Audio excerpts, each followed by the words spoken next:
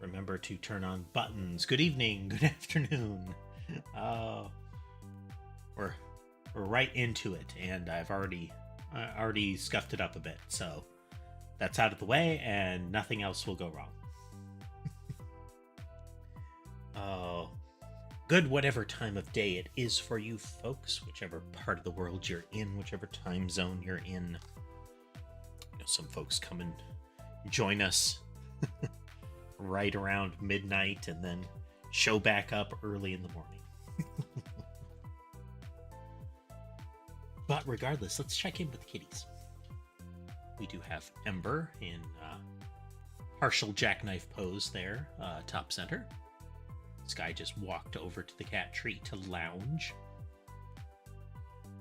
He grew up with Bob and Tom, my two Maine Coons, who have passed away. So he actually shares the same pose that they would sit in that spot. He'll sit on the edge and he'll sort of lean out like it's a car door window. Then over on the left we have Sherbet. I have replaced the blanket on the bed, largely because it had suffered enough claw damage to pull some of the threads, which made them look like tantalizing fluff as far as Sky was concerned. So he was systematically pulling all of those threads. So I have since switched over to the more durable blanket thing. It's hard to describe. It's not like a throw or a comforter or even like a fuzzy blanket. It is relatively dense cloth. Heavy stuff. Still relatively breathable, but durable stuff, so it should be cat claw resilient. Then let's see, bottom center we have Mason, taking up his favored perch. He was looking through the window a little bit when we started. But yeah. YouTube has been repeatedly telling me that I'm not producing enough videos like I used to, and that's why my viewership is down. So I plan to retaliate. We're going to ramp it up a little bit, see if I can get the numbers, not like Noida days where I was just, firing them from the hip. But a larger number per day. So hopefully that won't mess with your notifications too much. Let's see. We got through the tutorial trial of the Great Ace Attorney 2 yesterday. Did an extended session to do so. I don't think it's going to work out that way today, since we're going to be heading into the first actual trial. Those tend to be a little more robust. What with the precursor story and investigation sequences. So we'll see how that goes. Look, Sammy's trotting through. But yeah, let's get into it. So pause that. Activate that.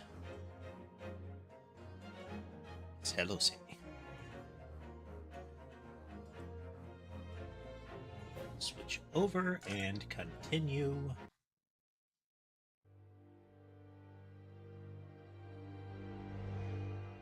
Episode 2, The Memoirs of the Clouded Kokoro. It was a ghastly tale of a winter's night. One of an invisible killer and a crime perpetrated on the pavement along Briar Road.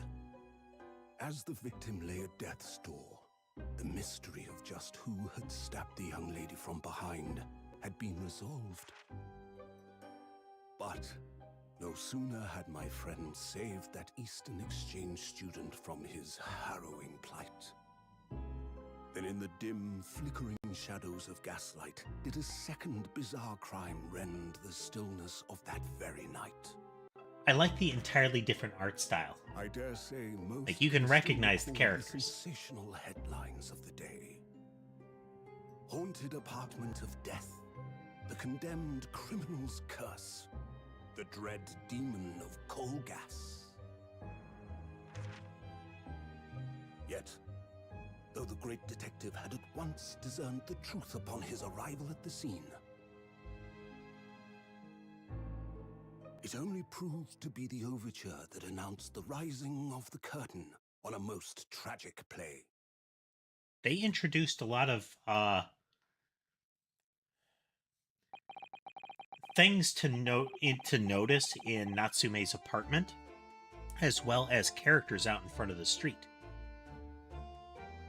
But they had nothing to do with the active trial, which is completely unheard of in the Ace Attorney games. If somebody shows up in those games, they are intricately involved.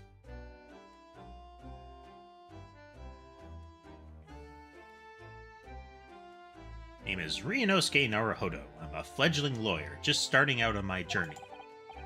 6 months ago, I arrived as a visiting student of law, and was immediately thrown into the courtroom without any help.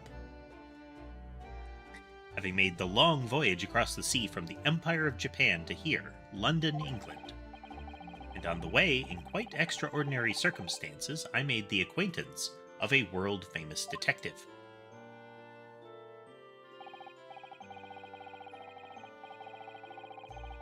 Oh, good detail, good detail. So this table right here, next to me, is, that was Susato's desk. It is completely cleared.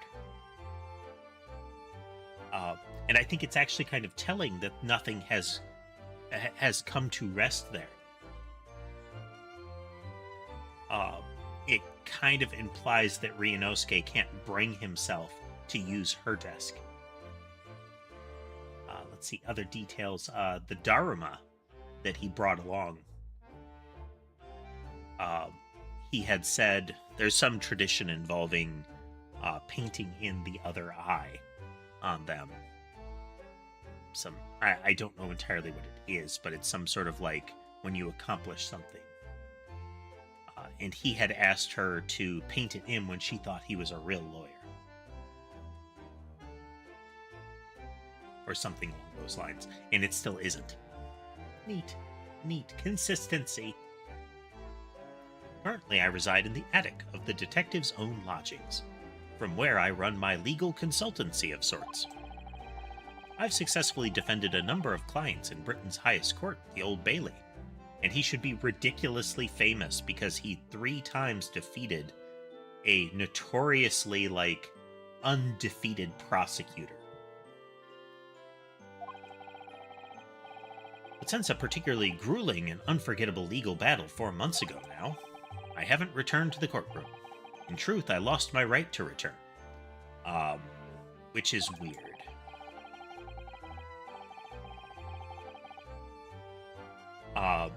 They might be implying the tie to the perjury that happened that got McGilded acquitted. Hey there, casemate, welcome. Been doing pretty good today. Was very busy with video editing. Like I was mentioning earlier, YouTube analytics keep telling me that the reason that my viewership is down on my shorts is that I'm not uploading enough of them.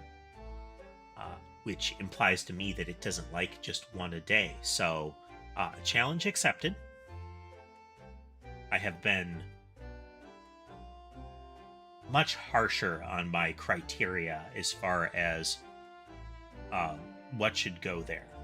So I'm loosening that a little bit, which should greatly increase the number of shorts that I can produce. Bit of a hassle doing all the subtitles on them, but still. Frankly, though, those haven't been having the biggest impact, so I may set them aside. Then I can produce them faster, oh boy. But how about you? How have you been?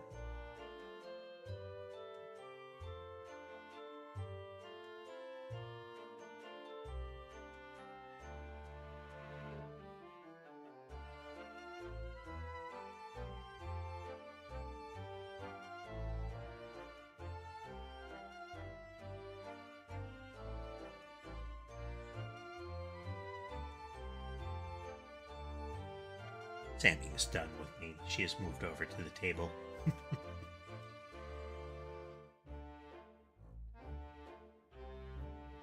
Ah. I wasn't aware that it wasn't even you were still in the very early stages of the moving process,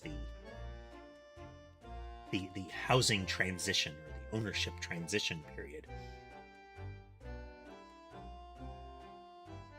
Is it that you already have all of your stuff kind of packed up and prepped to go, like you know, in more Spartan conditions, or are you planning for that final scrambling run during before the signings go through, or as the signings are going through? What's your game plan? Beverage.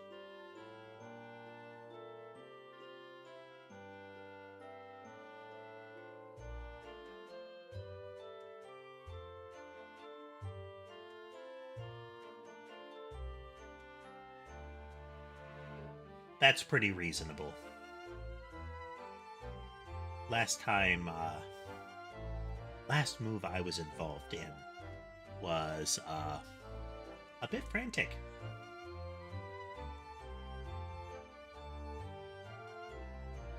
Much scrambling.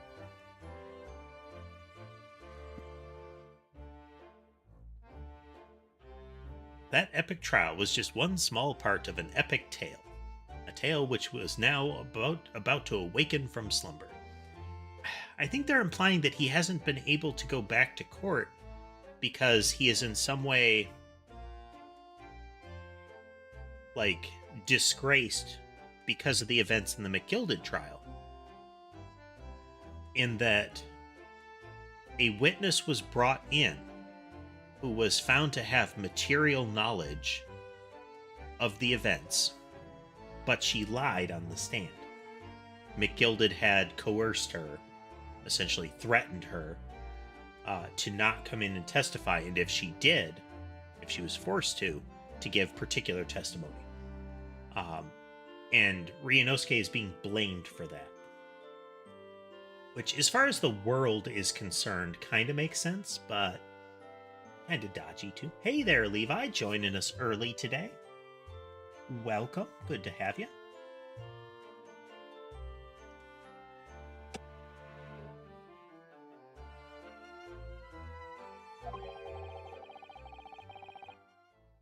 We're on to the first real trial of Game 2 of the Great Ace Attorney.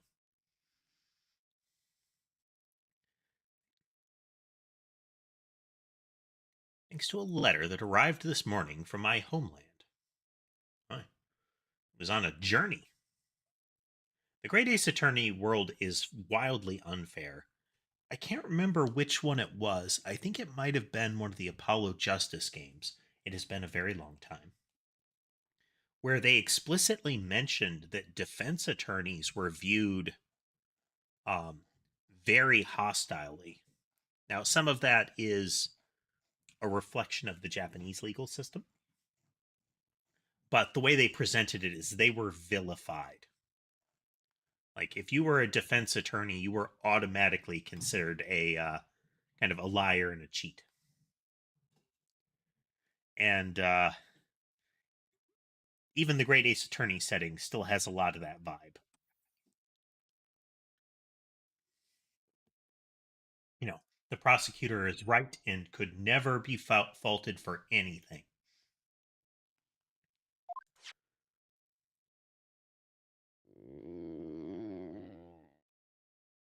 Stomach rumble sound.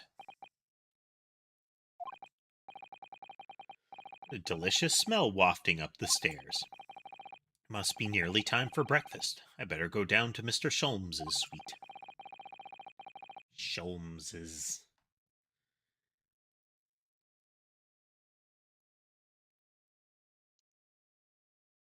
True enough. It's still a pretty common prejudice that if charges are brought, then you must be in some way, at least, you must be in some way shady, you know?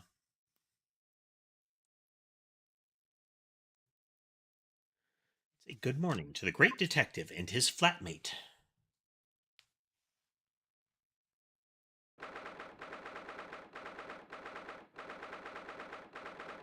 All right. The same doodads seem to be in the room. Here's Iris. Ah, Runo. Good. I was just about to call up to you. The bacon's ready. Good morning, Iris. It smells delicious as usual. Before we eat, though, I have some news. I had a... Not another word, Mr. Naruhodo. Oh, he's got his, analytoscope back. He had put it in hock. This could be just the abstruse thing for my pre-breakfast stagnation. Stagnation repelling mental stimulation, my dear fellow.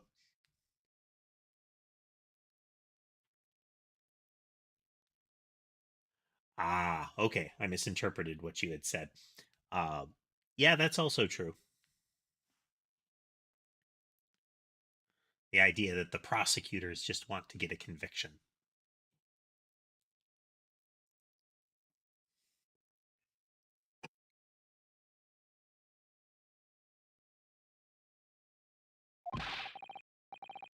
Morning to you too, Mr. Sholmes.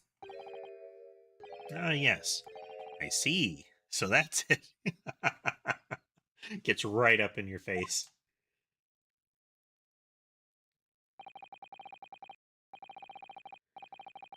This is clear to me as day. My faculties of observation have revealed it again. What are you talking about? You, Mr. Naruhodo, you have, this very morning, met with a surprise. Well, is that not the case? Brilliant cold reading, Sholmes. Really, my dear fellow, it barely warrants explanation. Firstly, your hair is particularly unkempt, somewhat reminiscent of a bird's nest. Secondly, you have neglected to fasten the third button of your jacket. Clearly, when considered together, these two facts point to you having been flustered this morning.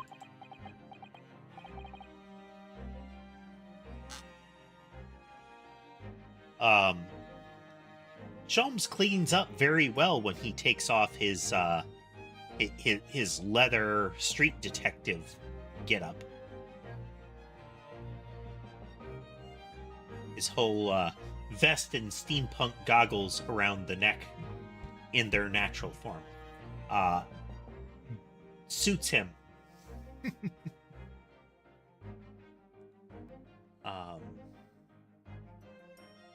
There is it's largely a YA series. It's the Don't Tell My Parents series, and there are some spin-off arcs in it. But one of the concepts is like superpowers exist. And for some people, they develop them. It's almost like a possible result of puberty kind of thing. Not quite Hero Academia, you know. Still not common, but they are something that is known and anticipated in some family lines. And one of them is Mad Scientist. And one of the aspects of being especially a villain Mad Scientist, is the goggles worn around the neck. They don't need to be worn on your eyes or something like that, but the goggles around the neck is kind of like your business card.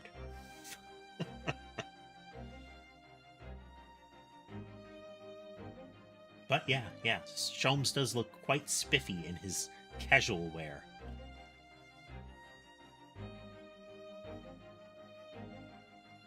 Can I talk now? But of course. Though I don't look for admiration, you understand. My hair always looks like this. It's been this way since I first met you. Oh, it has? And the button was ripped off last night, if you remember. By you. They mentioned in the prior game a lot that Sholmes has a terribly bad memory past his current case. Like, if he's not working on a case, well, on a case, there is a bubble of forgetfulness around whatever his current case is. And once the case is over, that bubble contracts wildly. Hurley pulled your button off? Sounds kind of vaguely dirty, doesn't it?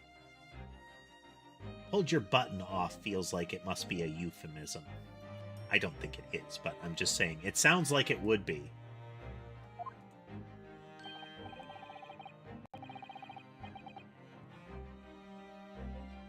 Yes, I recall the incident now. It was after supper, was it not?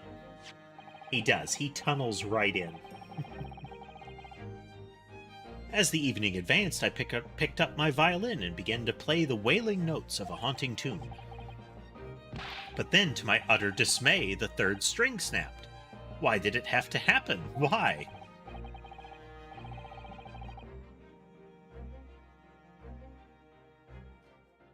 Little wonder, then, that in my vexation I grabbed the first button I saw and ripped it from its proper place. Well, I'd like it back now, please. It's troubling me that I can't fasten my jacket. And it's troubling me that you expect me to know where it is. Somewhere thereabouts on the floor, I presume. Helpful. What matters at the present time, my dear fellow, is simply whether or not my deduction was unerring. But Hurley, Bruno said when he came in, didn't he? I had a surprise this morning.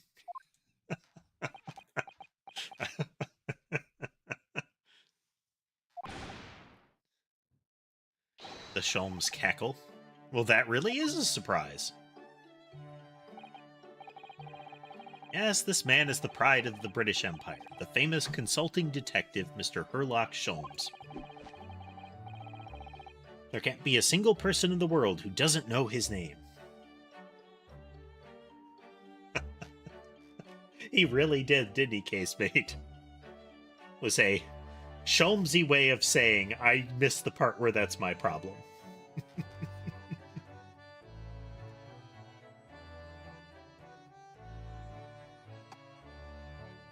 I like how he viewed it as a very natural reaction to his violin playing being interrupted by a broken string to just randomly lash out and snatch a button off somebody's coat.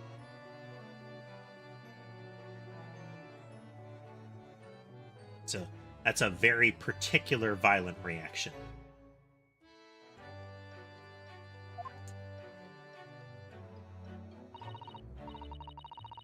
All right then, enough of this silly conversation. Come and eat this bacon before it gets cold.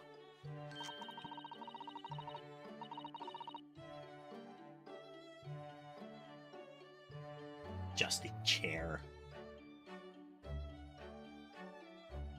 And I have a new herbal tea for you to try, too. My latest special blend. And here we have Iris Wilson, Mr. Sholmes' lodger and companion. A truly exceptional young girl who's the author of a highly successful serialization here in London. Yes, The Adventures of Herlock Sholmes, as published in Ranced magazine.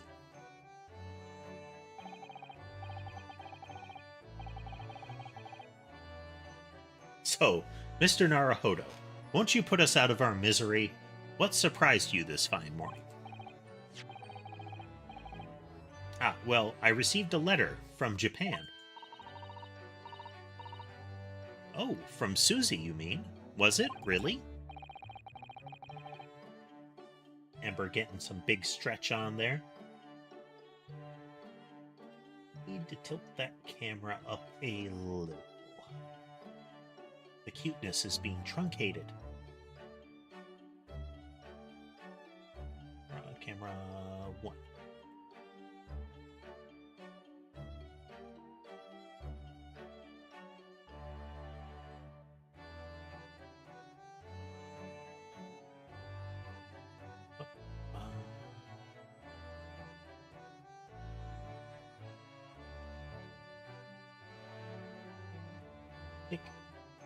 Oh wow, that's too much.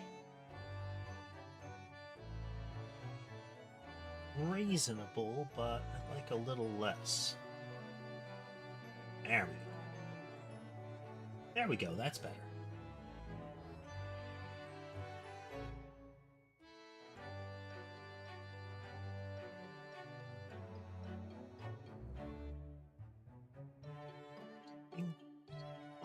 here.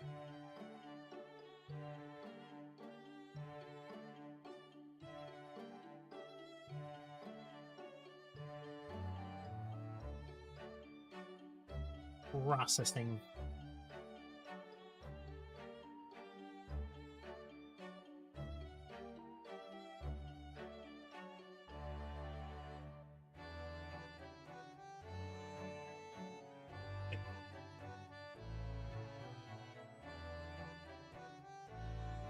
Did I break it?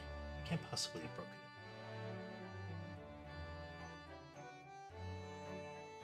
How did I break it?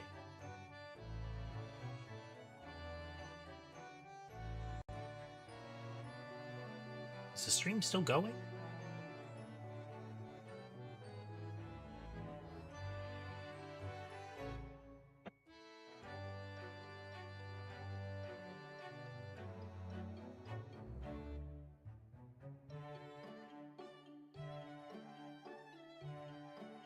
Okay, yeah.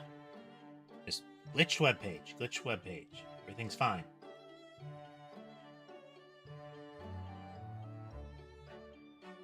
Okay, okay. Quit messing with me, YouTube.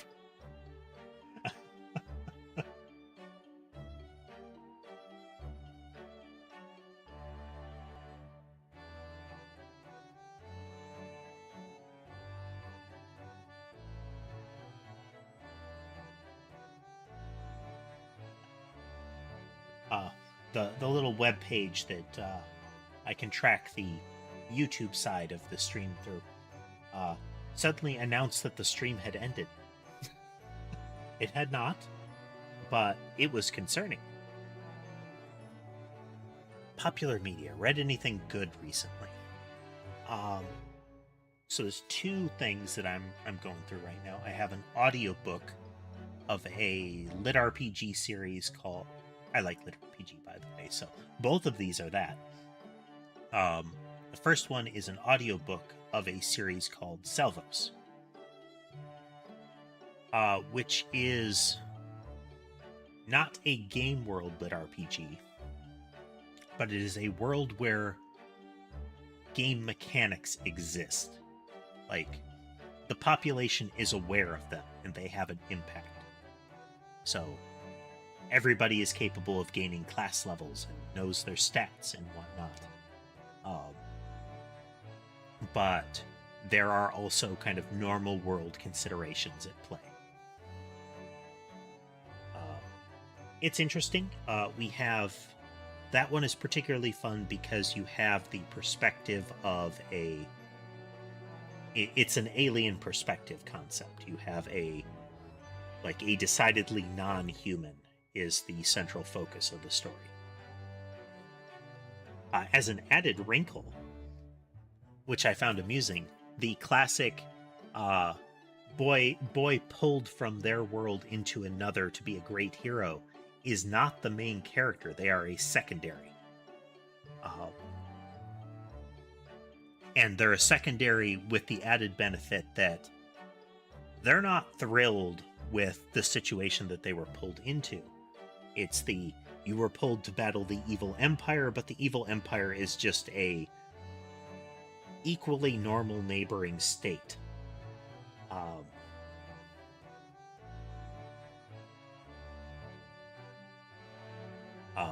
And the character finds out about it, you know. So that's good times. I like that. The other one that I finally have access to the full light novel of is Log Horizon. Now, I first encountered that one as an anime, and I'd wanted to read the light novels of it, but at the original time I looked, they were only available in physical form. And that's both a hassle for me, and also I don't like the space consumption. But it's available digitally now, and it's fun to read through. I'm interested to see how much of a divergence there is between the anime and the source material. because like with the previous one, I really like Overlord, and I'm still reading that one. But the manga rendition of it just annoys me to no end. Well, the anime rendition. The manga, I don't know. I haven't been reading that. But the anime rendition angers me. Because it is 100% possible for you to make use of time dilation and internal monologue. So there is no need to turn several pages of both individual actions in a scene, as well as the dialogue in the internal dialogue of the characters into 3 to 5 seconds of the anime.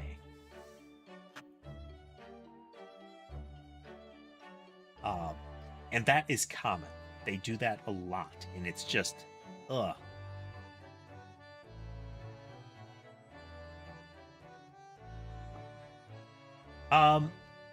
It's very different. Hey there, Jacob. Welcome. Log Horizon, I'm liking because of it is a game world concept, but it's very clear that the players are essentially encountering like a solidified version of that game world. The classic part being food and dealing with how like cooking and food consumption now works now that they actually exist in that world.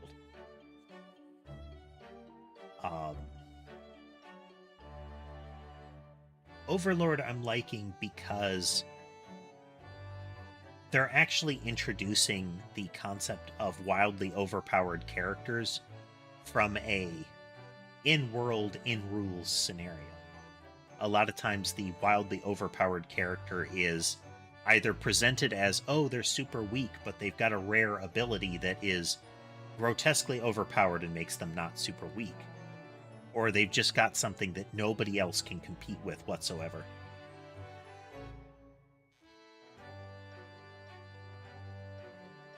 Yeah, the exploration into the way death works and the way experience points work in Log Horizon is one of the neat elements. I haven't watched the kind of additional season that they put out about it. I'm kind of waiting. I want to read through the light novels of it instead. But I want to see what happens after the last arc of the first season, because that last arc felt like a hard right turn towards the end. It has been a while, Jacob. Glad to see you back. I hope the intervening time has been good for you.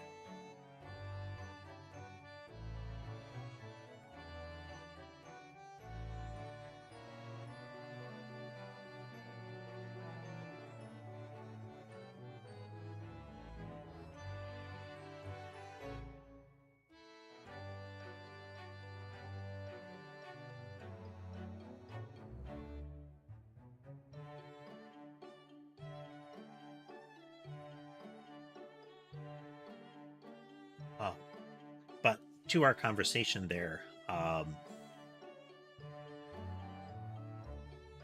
game lit RPG worlds, even lit RPG worlds in general, where there are game-like mechanics at play, can be very interesting explorations because they represent not only a fundamentally different world, but also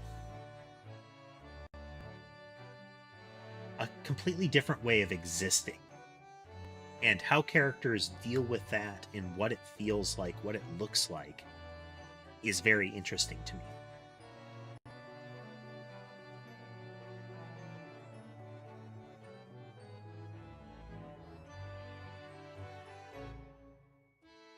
Overlord is one of those ones with... it's very important that you get all of the internal dialogue. Especially for the main character. One of the key concepts of that, this doesn't really change part of your concern. One of the key concepts of him is that he still maintains the essentially the Japanese or low-level Japanese wage slave mentality, and his knowledge base, and his trying to cope with that. But the element that I find most interesting about that series is the development of the Guardian NPCs and how they grow and adapt from their written template when they sprang into being during the transition. But also the development of the main character, because a mechanic that they repeatedly call out much more clearly in the light novel, and you occasionally see aspects of it, like there's a flicker of it that they don't show very well or explain very clearly much, is that any time the main character starts to feel a strong emotion, something about their new body cuts it off. So if they're feeling really angry or happy or sad, it essentially resets their emotional state and culls it, because their body, this super lich body that they inhabit, isn't supposed to be that way, and the world is trying to enforce it on him. That concept, paired with him coping with his circumstance, I think is interesting. But there are times when it feels like you said, that the character is presented as being very brutal, and as knowingly allowing very brutal things to happen. Sometimes they write it as he is unaware. The behavior of the demon guardian, and how he is very clearly killing countryside's worth of people to create magic materials. The fact that gets, the character is completely overlooking those very, very obviously telegraphed cues, is weird, and is usually accompanied by the character being naive and silly, in his head. Only in his head. That's all you ever hear. That's where you hear all that stuff. But then you have other times where he's like, yeah, it's okay if we completely exterminate this group, it furthers my motives. So I agree in that regard. I wish they consistently held to the mentality of, this is a ordinary schlub cast into the role of this essentially demigod in this world, and he is surrounded by even more competent demigods who think that he is even better than them, and they expect him to be better than him, or they call out that he must be, and how he has to do that by the seat of his pants, all while the world tries to squeeze his brain into his role. I think would be cooler than having him do the, I don't care what happens to all these people, this is my goal. Or at least explore further the idea that the system is essentially subtly nudging him down that road. That's an interesting exploration. But the occasionally oscillating into, I'm willing to kill everybody for my objectives, without explanation, is not as good.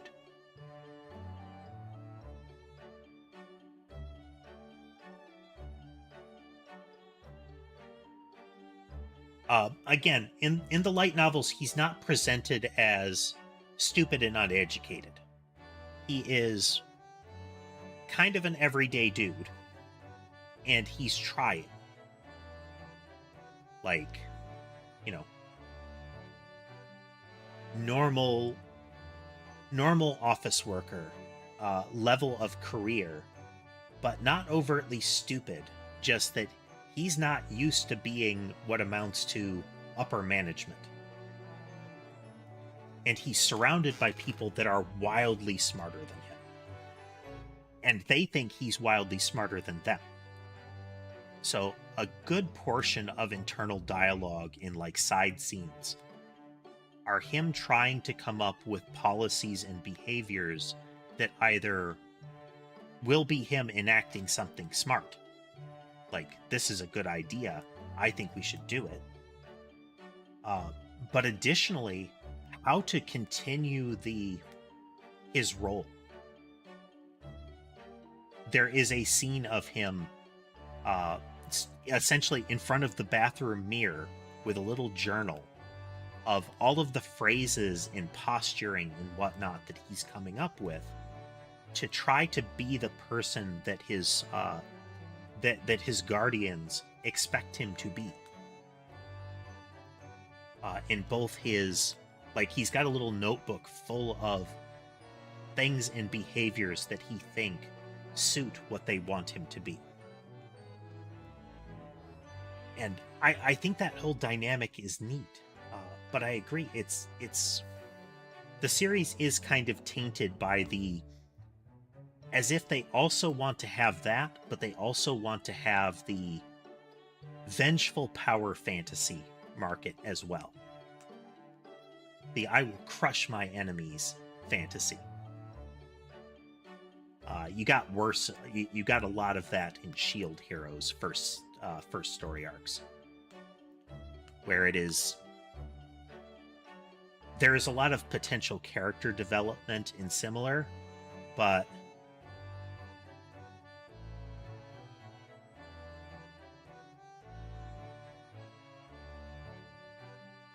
oh no, he doesn't have a middle school education. He's like an adult.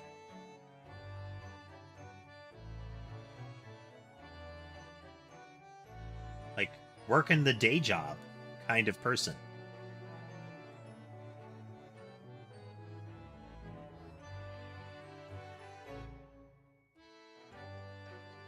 But yeah, you don't get to see any of that. The anime culls so much internal dialogue and side scenes that you don't get the indication of the sort of footwork that he's trying to do in his head. Because he's not the ruler of the kingdom. He's not their god. He's a guy that works low-level office work, and didn't really have the motivation or possibly the skill or capability to rise beyond that.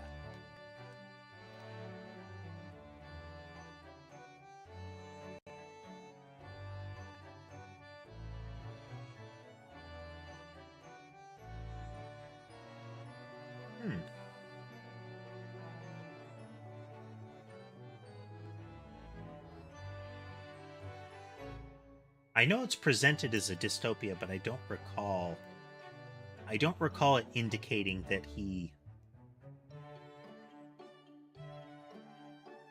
I don't recall any actual writing that he was uneducated. I could have forgotten something.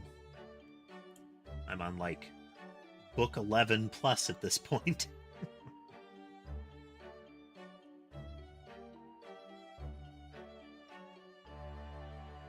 But in any event, like I said, it's in the writing, they don't present him as stupid. They present him as not having the skill set to be the great leader that they think he is. So he is scrambling to suit that.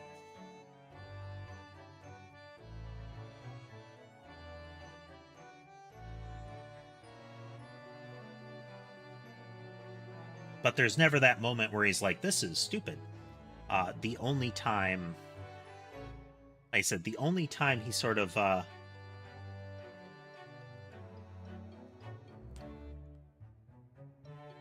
The only time that I think he's been actively blind is, again, with the demon character. That I don't know if they're meant... It's in the writing, it's very clear that he's not just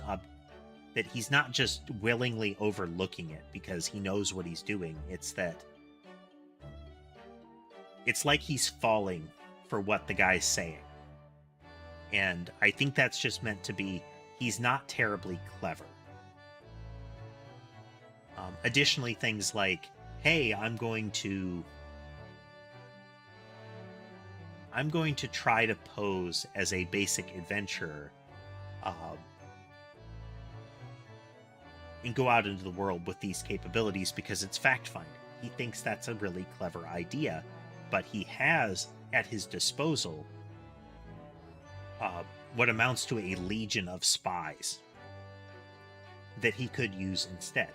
So it's that balance of he thinks he's come up with something clever, but that if he really sat down and worked with his resources, he could do something different, paired with the idea that it's a bit of like escapism for him.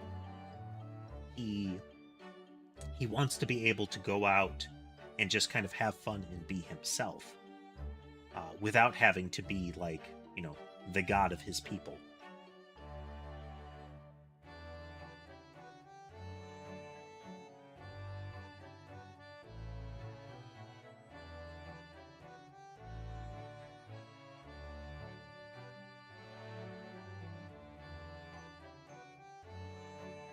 Yeah, you might be referring to Demiurge, the guy in the orange business suit with the metal tail.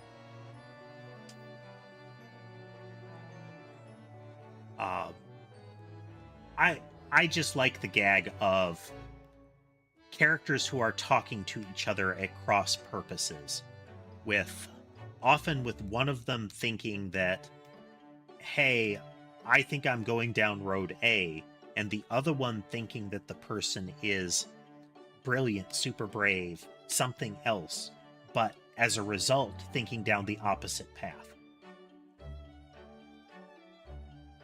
Again, the internal monologues and between characters in Saga of Tanya the Evil are part of the reason that I love that series, is one character thinking, okay, this is what's happening, and I'm going to leave that to you. Or, this is what should happen. Based on what I think I'm saying, this is what they should do. Almost exactly. It's not that deep. It's the... I think the core scene to that is when Ainz is waxing poetic, when Momonga is waxing poetic about looking out at the stars and, doing the grasp the stars type gesture, talking about, doing what he thinks he should for the memory of his friends. And the demon next to him is like, oh, he's talking about world domination. Like he wants to reach out and seize everything, even the stars. And it becomes that sort of like, oh yeah, I know what you're talking about. Wink, wink.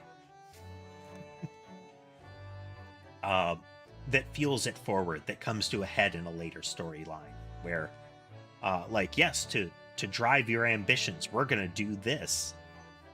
And it's like, it's that in his head, oh, what's he talking about?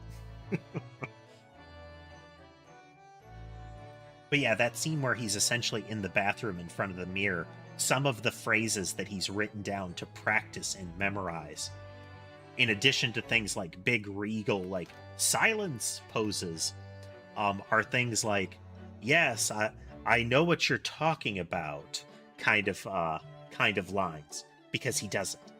He doesn't, in case he doesn't get what they're saying, he's trying to figure out ways that he can manipulate them into explaining to each other or laying out their plan so that he can then suss it out.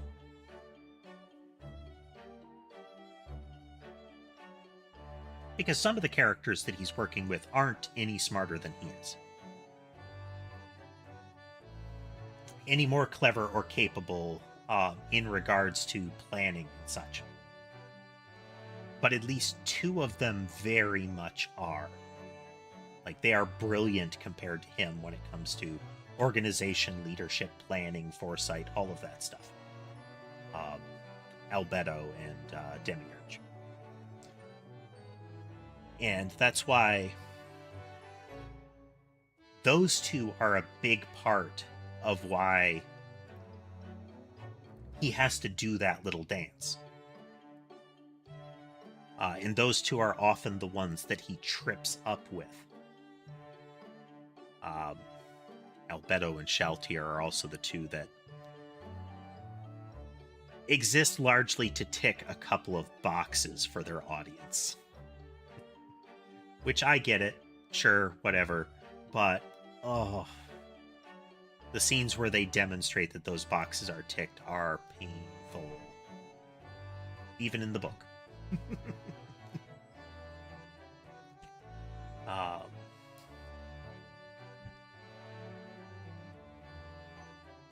Yeah, Cocytus is, I think, one of the cooler characters. Him and Sebas have some really good arcs where you can see that they are developing as their own person.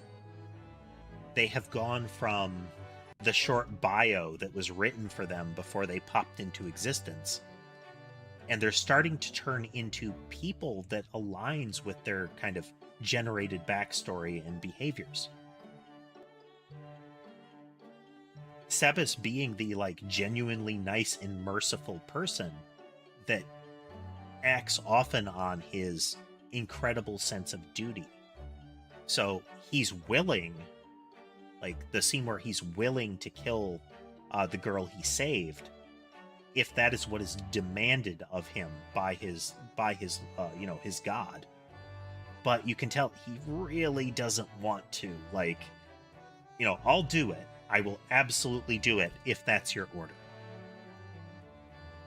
Cocytus not wanting to exterminate the lizardmen, especially after essentially his duel with them and how impressed he is with their tenacity.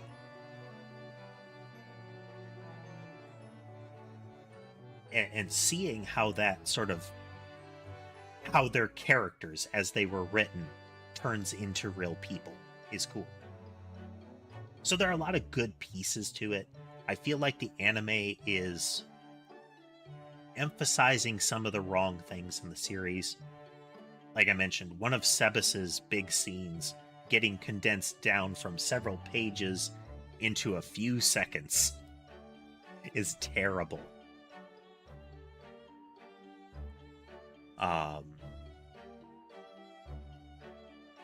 Several moments like that.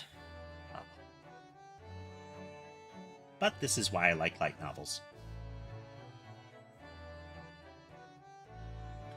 Yes, Sammy, yes.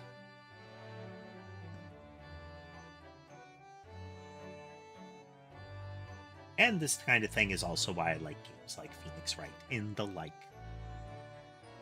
I do prefer them to be a little more interactive. So, things like Great Ace Attorney, those kinds of things, I do enjoy. Visual novels can be good, but boy, they've got to be well executed, because otherwise it feels like just give me the book. The visual aspect of this novel is not worth the interface.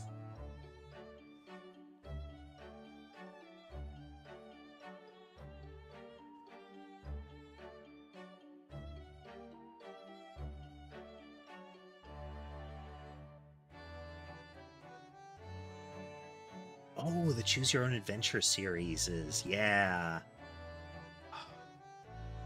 I remember a lot of those. It wasn't Wizards and Warriors, but it was something, it was a title like that, that I would always check out and reread from the libraries.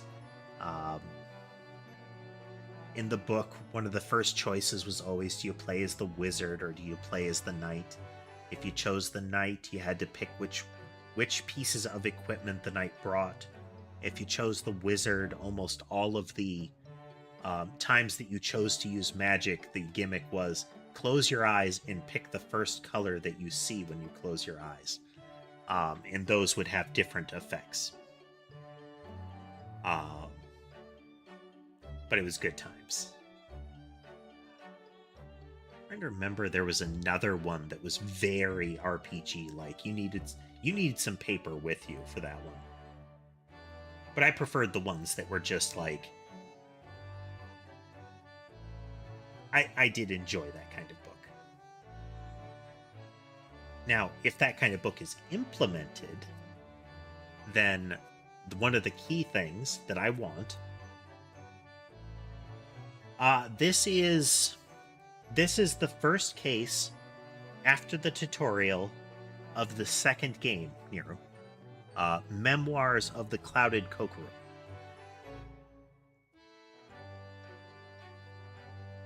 We've been talking about light novels and similar, so we're a very short distance into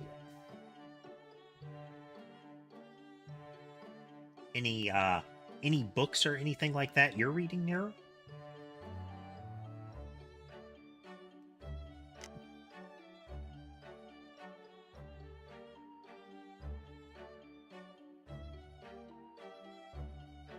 Perhaps anime you are watching?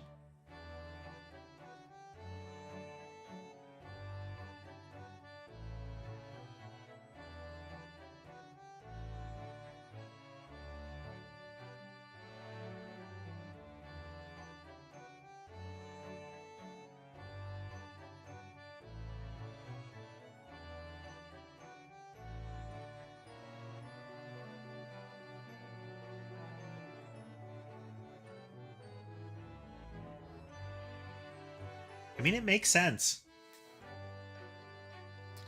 The blurred line between the actual Sherlock Holmes works and how things play out in this is neat.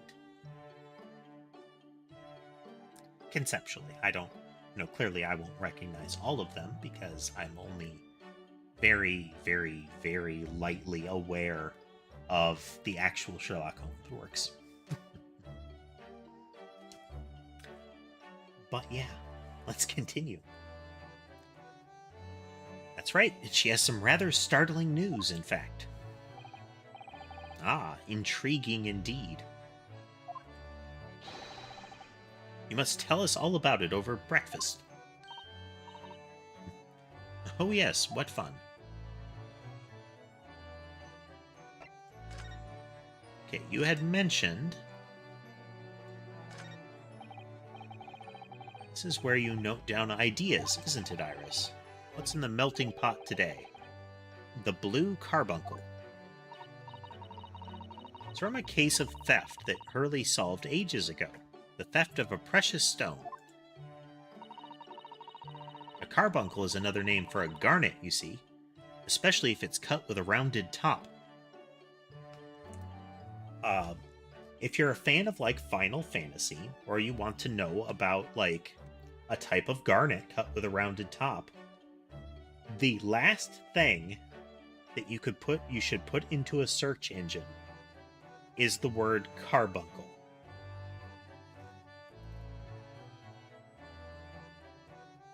Because garnet with a rounded top, or the little dog-like Final Fantasy creature, are not the primary uses of the word carbuncle.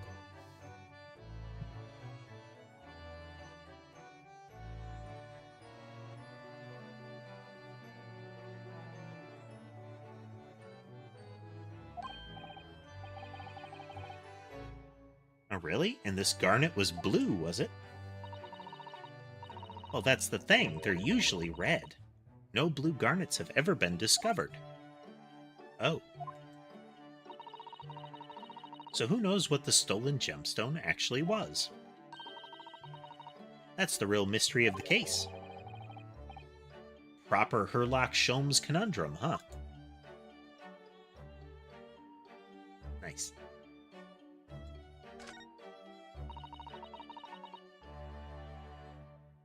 It's not that. It's a medical thing, casemate. A particularly graphic medical thing.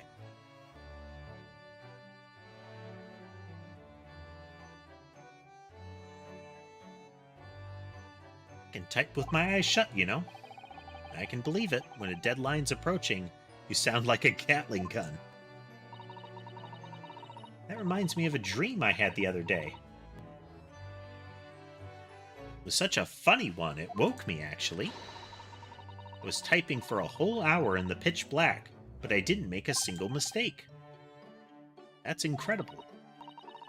But then, when it got light, I found that there wasn't any paper in the machine. Now I wonder if I'd actually been typing at all.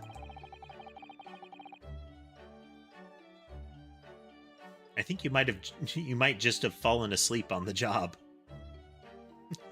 Cute.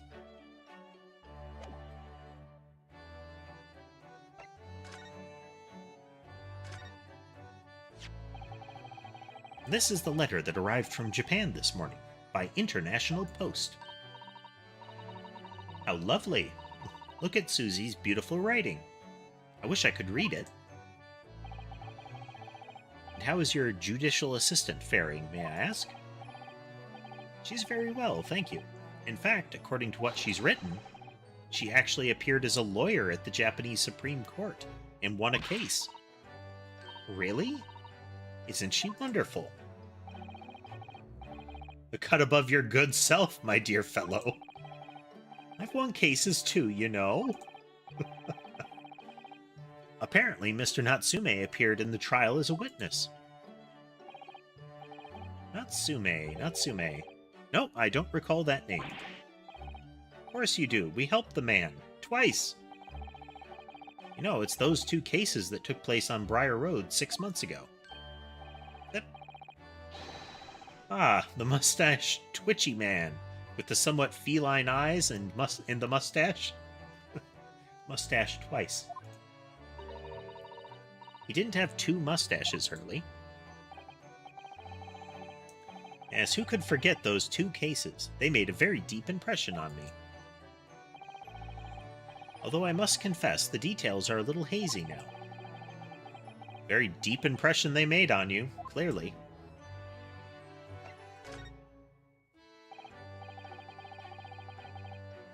So what was this startling news penned by Miss Susato? Do you remember the case of the haunted lodgings, Mr. Sholmes?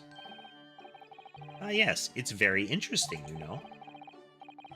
I don't feel entirely uncertain that a case of that nature did not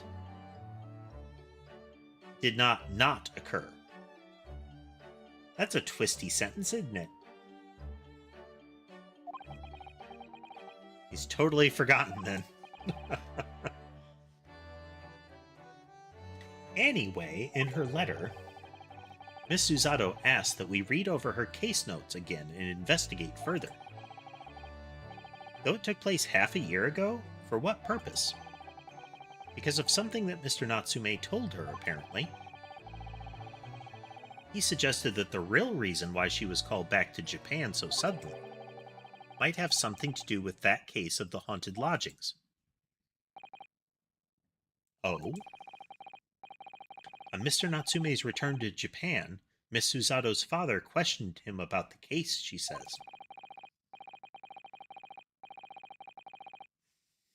And something Mr. Natsume said appeared to trouble Professor Mikotoba, prompting him to send that telegram.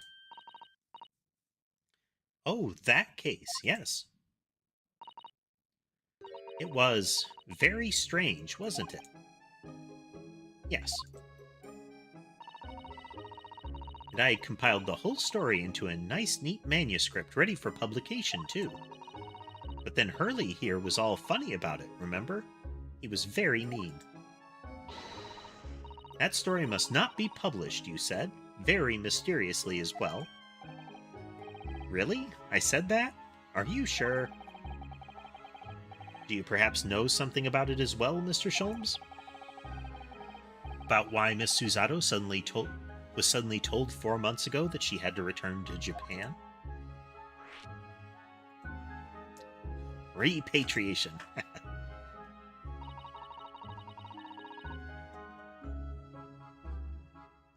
It's been 4 months now since we waved Susie off at Dover. It was such a shock, wasn't it? The way she just suddenly announced that she had to go back to Japan. Indeed it was, due to a telegram she received from her homeland, I believe.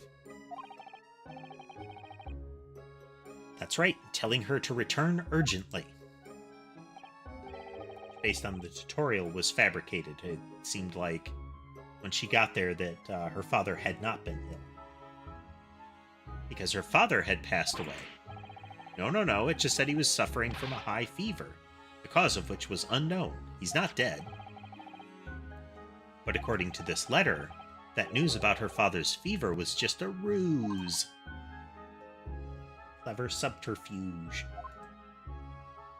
A ruse? So Susie's daddy lied to her so that she'd make the voyage back home?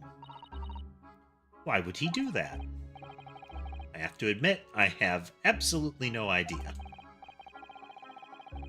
But she believes it's almost certainly related to the case of the haunted lodgings.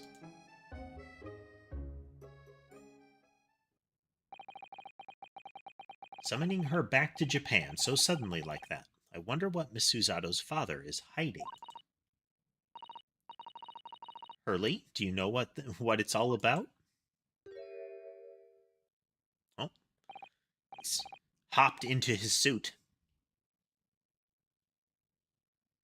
Ah, well, who can say? What? But you said... Please, I have engagements, my dear fellow. My calendar is quite surprisingly full today. A stringent analysis of the matter would be excessive, I feel, even if I were quite at leisure. Oh, ma'am, would you look at the time? I've got to be going right now. Very busy. Busy. No time to answer questions. Bye! Kicks down door, runs down street.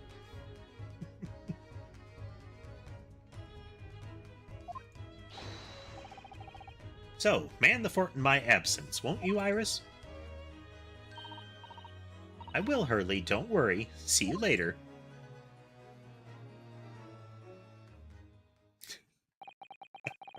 He scuttled off rather quickly there. Subtle as a brick through a window. I think perhaps Professor Mikotoba isn't the only person hiding something here.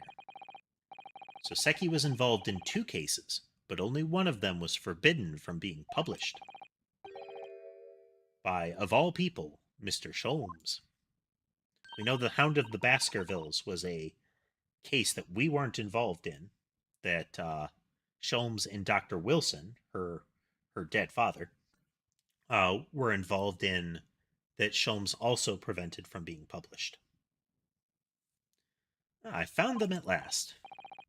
Are the... Iris, are they... The notes about the case? That's right. Susie and I compiled them together.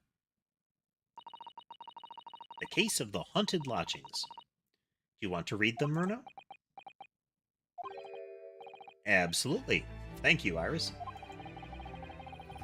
I have no idea what secrets could still be hiding in the shadows of this case. But perhaps if I read over the notes again, something might come to light. That's the spirit.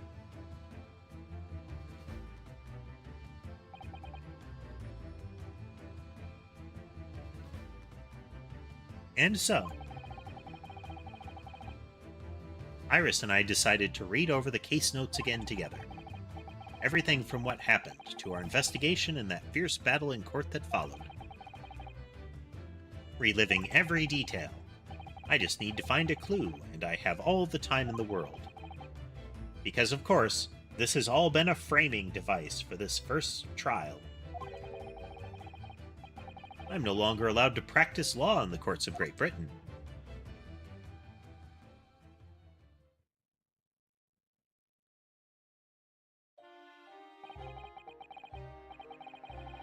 "6 months ago, a mysterious incident that unfolded on the wintry streets of London.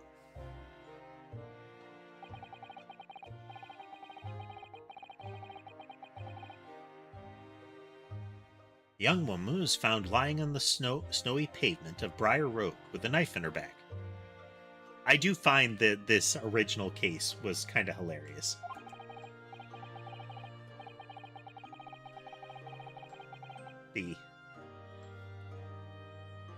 The almost like bullet ricocheting several times kind of surprise killing. Fortunately, her life was spared, but she was unconscious for several days following the incident. Fog was thick and nobody saw her attacker, but by a cruel twist of fate, a visiting Japanese student was walking behind her at the time and was duly arrested.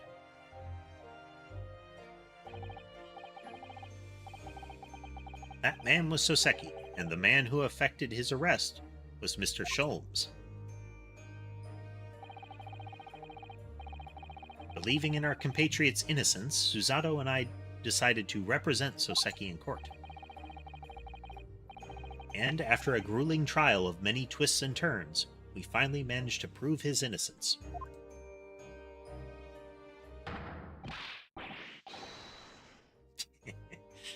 Joyful, joyous, jubilant jubilation. Feel like he phoned it in on that last one. Was the man's reaction after the trial, but his jubilant jubilation was short-lived.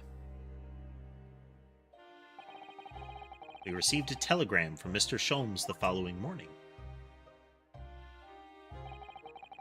The victim of the Briar Road stabbing has regained consciousness. Hurry to Bart's at once.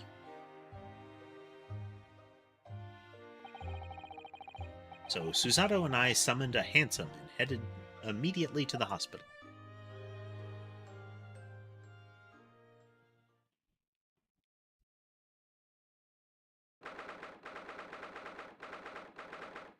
I don't know what this is, but kind of weird looking, isn't it? It's like one of those artist mannequins, like the little posable figure for, drawing humans, but as if it was supposed to be the Michelin Man that you were working on the anatomy of.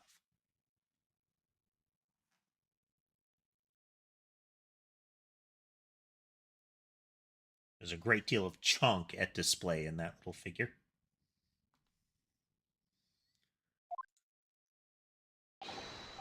There you are, at last.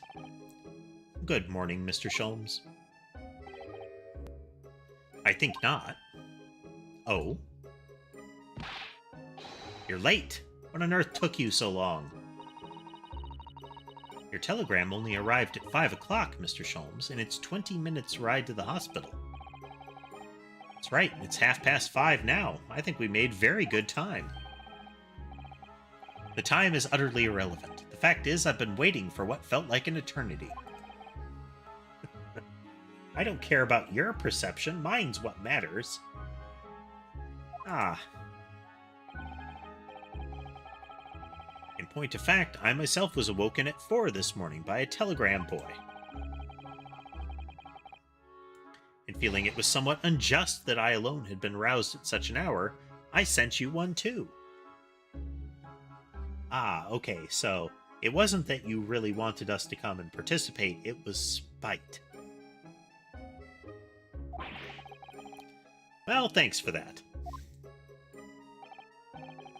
Anyway, you're here now, so the victim is over there. She's only just regained consciousness.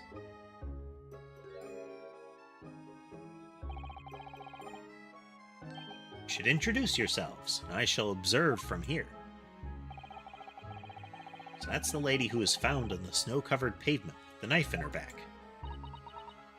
Her name is... ah yes, here we are. Miss Green.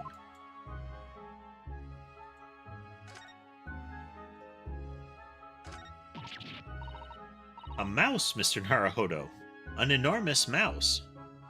It has rat-like proportions. Not necessarily in the ears, but... Vermin in a hospital? That doesn't seem the best. But it looks like a very healthy specimen, doesn't it? It's very plump.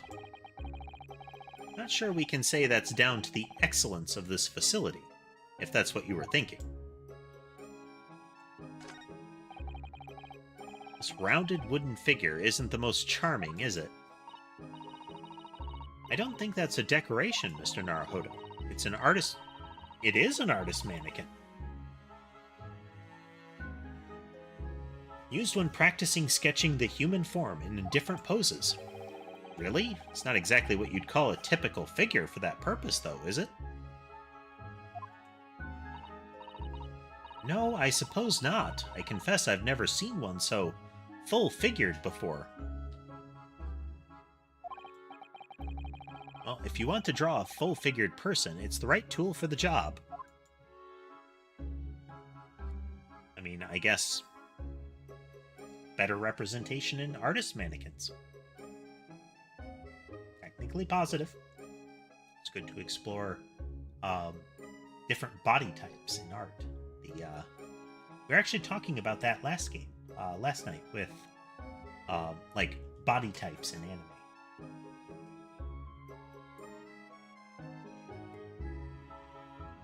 Hello again, Sammy. Hello again.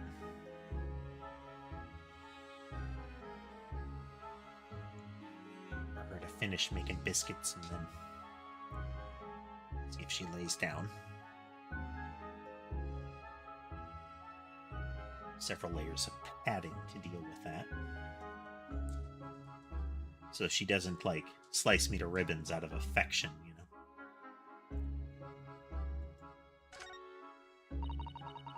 Must be a bag of Miss Green's personal belongings.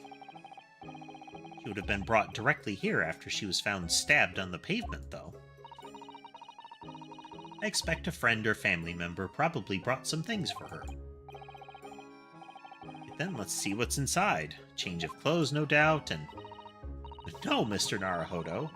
You must never scrutinize a young maiden's personal belongings. But the young maiden might have chocolates, or biscuits, or caramel.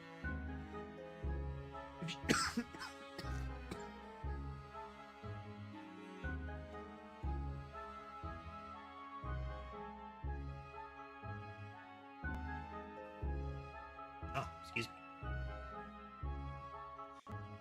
But if she has treats, I want to steal them. Looks like Ryunosuke will be playing the role of Maya.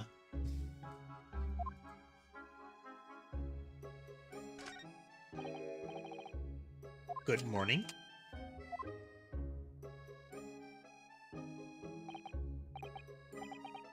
Hello, I'm Ryunosuke Naruhodo from the Empire of Japan. Oh no! Was it your knife that... Are you the man who... Oh, no, I'm a lawyer. And I'm Suzato Mikotoba. Pleased to meet you. Oh no, was it your knife then? Are you the one? I assure you, I'm Mr. Naruhodo's judicial assistant. We heard that you'd regained consciousness and wanted to come give you our best wishes. Best wishes? For me? Thank you. Those are some very hard-working buttons down, towards the, middle of her jacket. I'm Olive Green. I'm an artist. What gave it away? Could it perhaps have been all of the paintbrushes still caked with paint? Well, no, that's not right, is it? What I mean is, I'm trying to be an artist. I guess that could be further evidenced by all of the brushes still caked with paint, potentially losing much utility that they might have.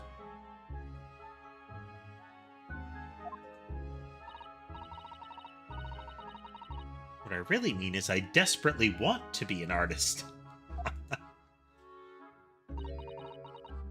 But the truth is, I don't have any talent. I know I don't. No wonder I was stabbed in the... I'm not a good enough artist. That's why I was stabbed in the back. It only makes sense. It's one of the risks you have to acknowledge when you set out to be an artist. If you don't measure up, then somebody's just gonna shank you.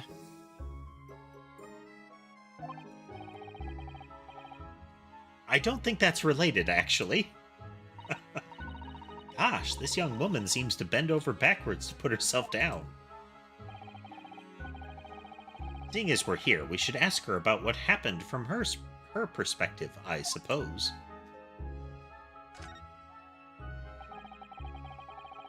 To suddenly be struck in the back by a blade as you were walking along the pavement. What a terrible experience you had, Miss Green. It was so cold that day, and the fog was so thick, I couldn't see a thing.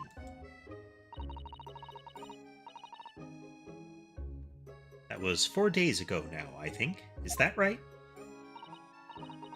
Yes, that's right. I'm afraid you've been comatose all that time. But the case has been solved, hasn't it? Well, I've been here in the hospital, I mean. Indeed it has, my dear madam. Spectacularly by none other than I, Herlock Sholmes. Mr. Sholmes, as you well know, it was Mr. Naruhodo's hard work in court that solved the case. Are you yet to hear what happened, Miss Green? Yes, I'm afraid so. A gentleman from the police force is supposed to be coming to fill me in shortly. Oh, I see. Me coming around seems to have made everyone frantically busy. I'm so sorry. I should never have regained consciousness. It was selfish of me.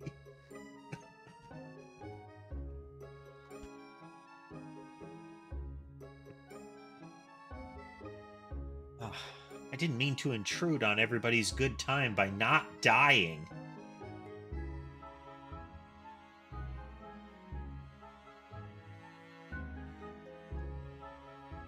Makes you wonder what her peer group is like.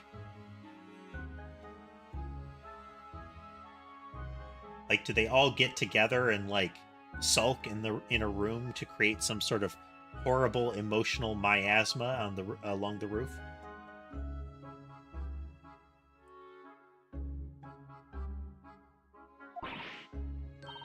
Oh no, we're all so relieved that you're on the mend, Miss Green. We really are. That kind of attitude, maybe her surname should have been Blue, not Green. Ha ha.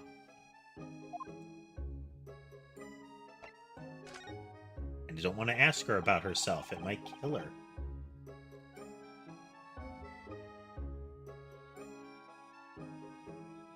So you're an artist, are you, Miss Green? Oh no, I couldn't possibly claim that. I'm a fledgling artist at best. I mean, I'm a student of art, really, at the Thorndike Academy of Fine Arts. Oh my, an Academy of Fine Arts. Great Britain's such a wonderful country. Tell me, Miss Green, do you live hereabouts? Oh no, actually. I don't deserve it, but I have a little flat on Brixton Road. I see. How very interesting. Oh no, is it?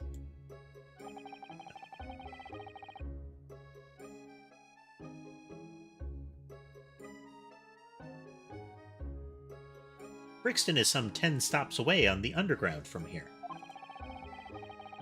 And Thorndike Academy is a mere 3-minute walk from Brixton Town Center. Does that matter, Mr. Sholmes? Perhaps not, but Briar Road is far less salubrious.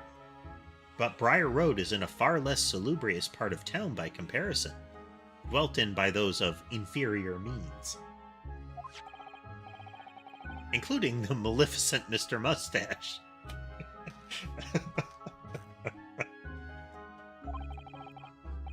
Inferior means? I suppose Soseki does fit the bill. It struck me as somewhat out of the ordinary for a young fine arts student to be walking in such a district. That's all. Really clutching that key hard. What's this? She suddenly clammed up. Mr. Sholmes, you should be ashamed of yourself, prying into a young maiden's private affairs. Oh dear me, do forgive me.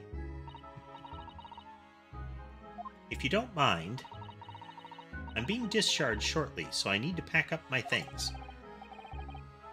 Oh, yes, of course. We won't keep you. Thank you so much, Miss Green.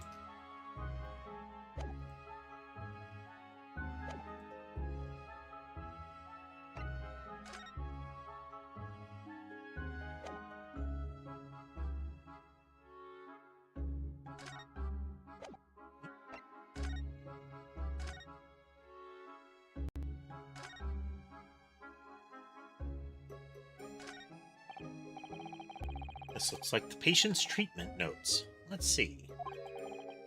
Do not feed. What is this place, a zoo? You know, I seem to remember seeing an almost identical sign in our local park. For the pigeons, yes. This is a person. Poor woman, I hope she hasn't read this. I mean, there's not really a way to take that isn't kind of rude.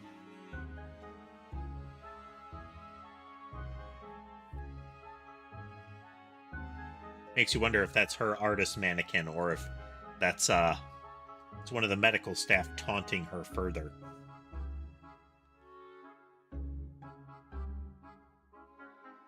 From the looks of it, especially with this little bauble here on top of the mannequin, I feel like that's probably her trying to have a model that looks like her.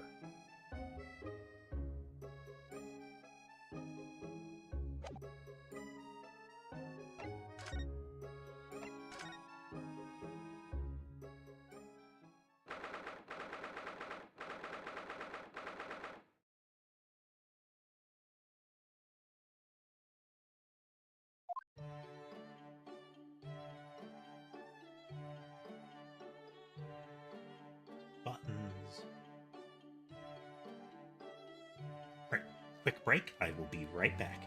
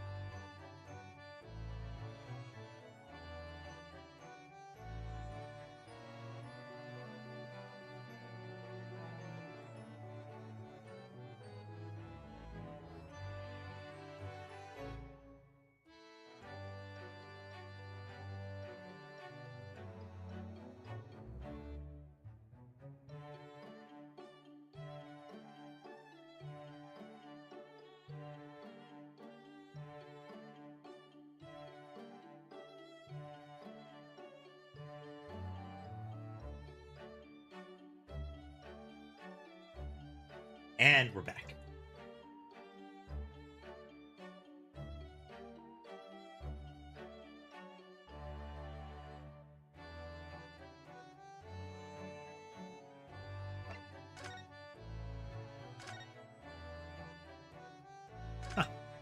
Iris actually typing at the typewriter. Iris?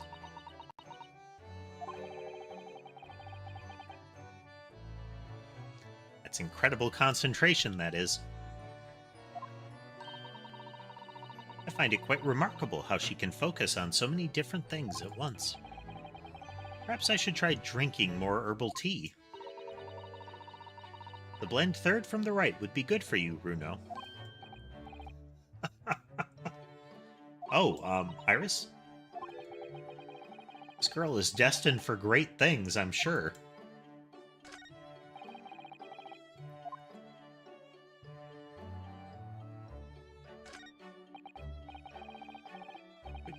You note down ideas, so what's on the blackboard today? Buck up, Bruno. What is this?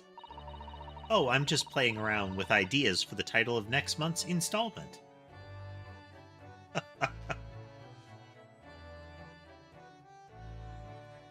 Teas are such a grab bag.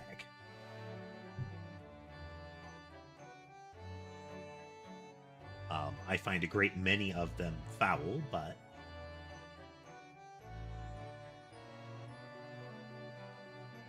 I do enjoy a good chai latte. Chai itself is... meh.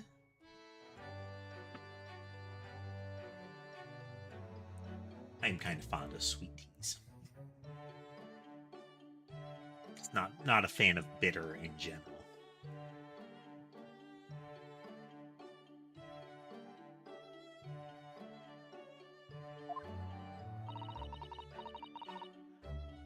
Another idea I had was the barrel coronet. I'm really torn of which one to use. What do you think, Runo? Anything but buck up Runo, obviously. I suppose you're right. I tell you what, I'll surprise you with it. You'll have to wait until next month to see. So many sleepless nights. Sky and Ember all snuggled up.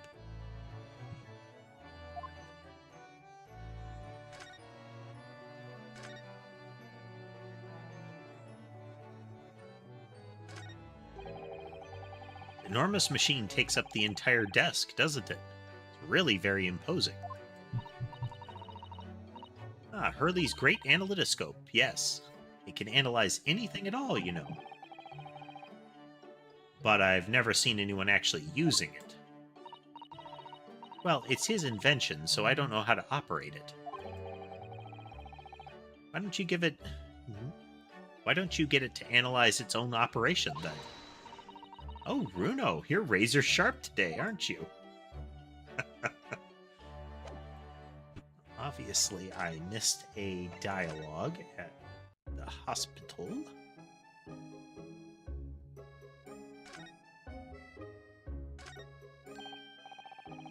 Look, there's a photograph in this frame here.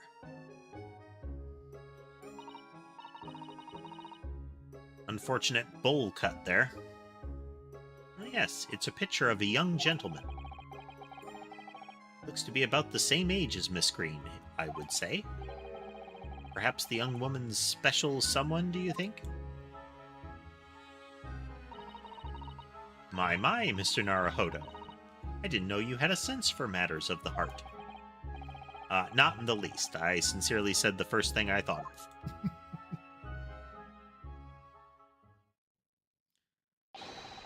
Well, that was the last thing to look at, was that picture. Is there a Mr. Narrow Fodder here? Mr. Narrow Fodder.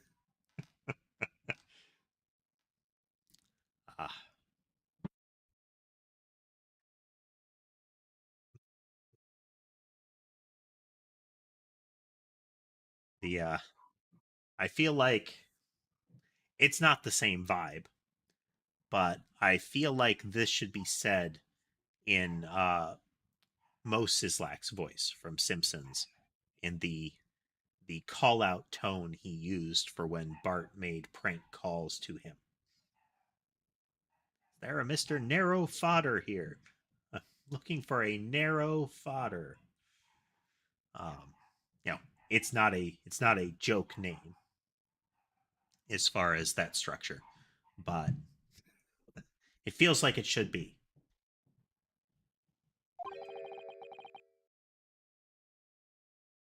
Narrow fodder now.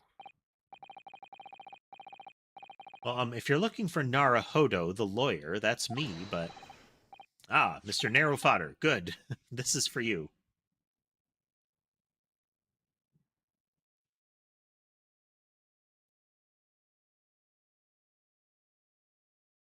Now you're making me look up words.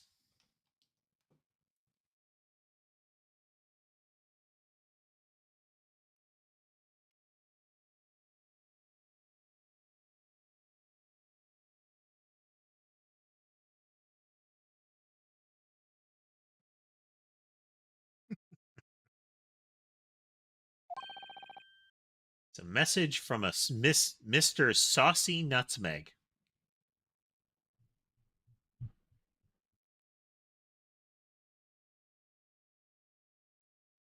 Ah.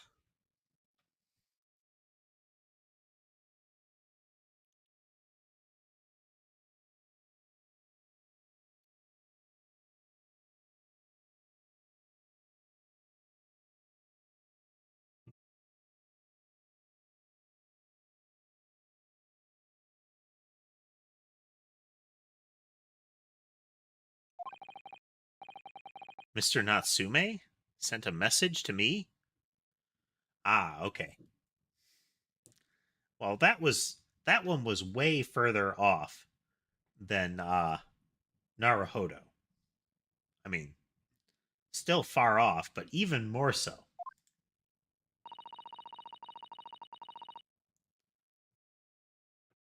Why would a policeman be delivering a message from Mr. Natsume? Exactly. What's going on?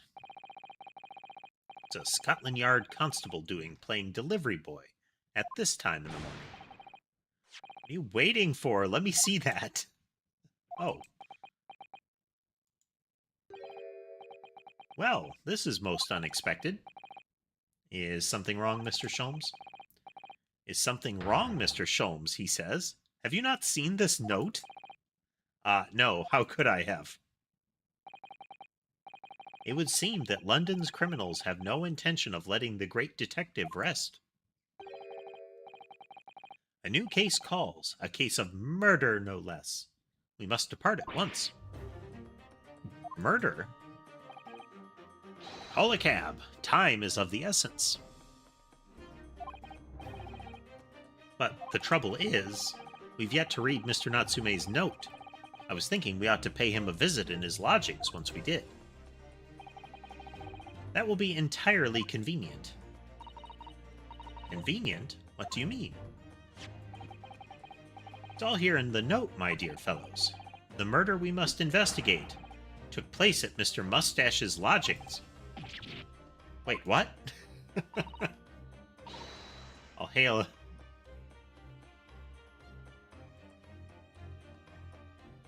Firecracker?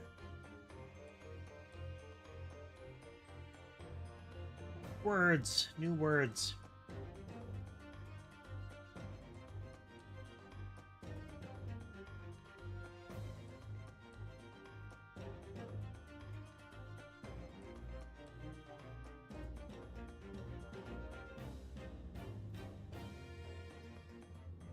Like Fiacra. A four-wheel carriage for hire. Huh.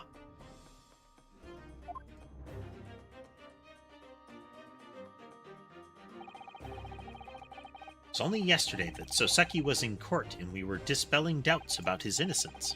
And now, the very next day, there's a murder at the man's own address? He may very well be the unluckiest man alive. It really seems like there are several cases orbiting around the concept of trying to disrupt the treaty between Great Britain and Japan. What with the murder of Wilson by Giselle, her subsequent murder, the death of Kazuma, And now Natsume being involved in a second murder case. And to some extent, Naruhodo being tossed into the McGilded trial. Because it was very apparent that McGilded was running the show early on. And that he had orchestrated a great deal of the information in that case. Like, puppeteered everything. Because if Naruhodo lost, it would make the Japanese law student look bad. If Naruhodo wins, then later it could be used to cast a pall over his capabilities, because they're, based on what they're saying, I feel like they're saying he can't practice law because he used a false witness. As opposed to, the witness was as much brought in for the purposes of the prosecution as for the defense. Or so it seemed to us at the time, but we were soon to discover it was worse than we thought.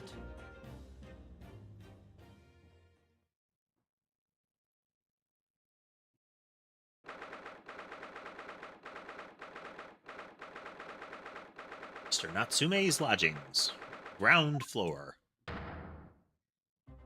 Oh, hey, yeah, it's this guy. What on earth? My, the gentleman is deceased without question. He's dead. Locum student Mr. Naruhodo, Esquire. Mr. Natsume? Oh, why? Why is this happening? Why to me? So while we were investigating the first trial, the Clouded Kokoro, the knife, the knife that fell on Miss Green, that guy in the background and another were arguing on the street, and then nothing else was heard of them for the rest of the game. And now they make an appearance in the following case. And he just got out of court yesterday. I was finally home after 2 days of misery. And then I wake up to the next day to this. No early bird should catch a worm like this. Woeful worm without wiggle. I mean, we don't have Graydon here, so there is a distinct lack of wiggling happening. I see you're in high spirits again this morning, Mr. Mustache. Ah, not the horrible hair-locked Sholmes. Shoo, shove off. Show yourself the door. I never invited you.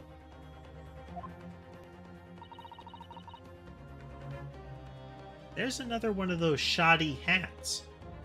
So, the Graydon case and the McGilded case, their connection was Mason. Thrice-fired Mason. I can't remember his last name, but he was the actual father of Graydon.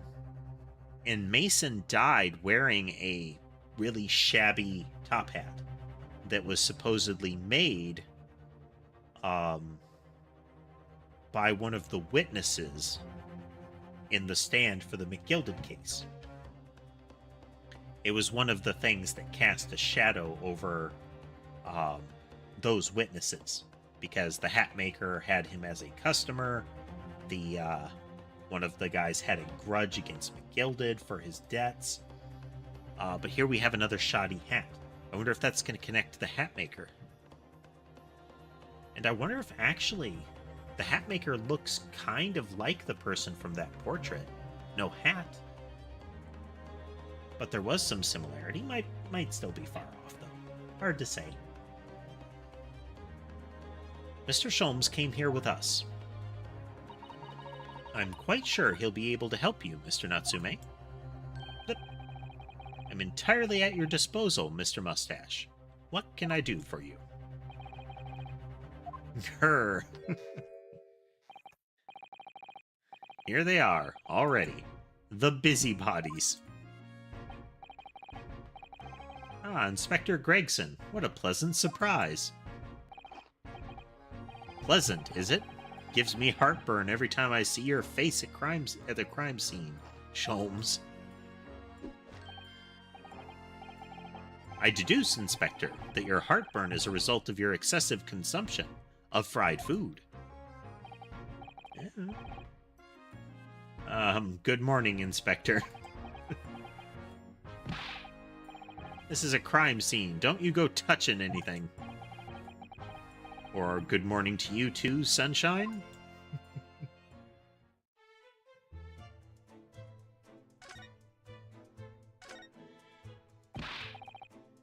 Said, hands off. You're gonna mess up my crime scene. No, I just wanted to look, that's all. No chance. I know you're kind. You'll mess it up just by looking at it. Touching things with your eyes.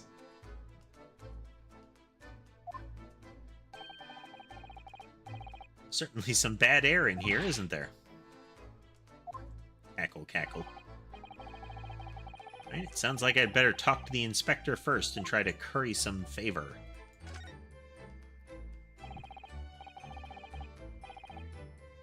So, Inspector, what was the victim's name? Who was he?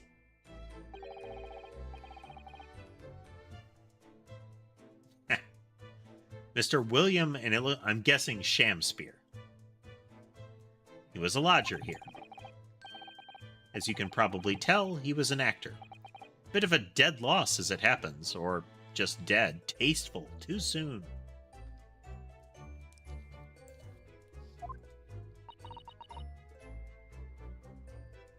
Poor man's puff pants are hardly even cold.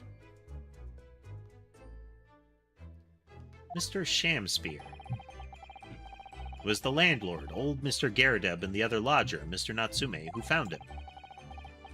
The fella didn't rise at his usual hour, so Garadeb got worried and kicked the door down. But doesn't Mr. Garadeb have a bad leg? Ah, yeah, you're right there. It was that jittery Japanese hunchback over there who actually did the kicking. Really? Soseki? The victim was pretty hard up, it seems. Even done some time inside for petty crimes. He had no money, no place to go, and no friends. His only acquaintances were the people in this house. Miserable life and a miserable end to it. So, what exactly is Mr. Natsume doing here? He's not involved in the investigation, so shouldn't you have sent him away from the crime scene? Well, I'm not saying it's because the fellow looks odd or anything, or that he acts suspicious, but I thought it would be prudent to take a statement from the cohabiter. You nearly said culprit there, didn't you? But he's ever so shady, it must have been him. And here, Mr. Natsume appears to be under suspicion again. It certainly seems that way. He does just come across as such an odd fellow, doesn't he? Soseki is the opposite of that person that everybody talks about as, oh, he was such a nice person. I never would have suspected that he would, kill 50 people and store their organs in vats in his basement for later consumption as soup.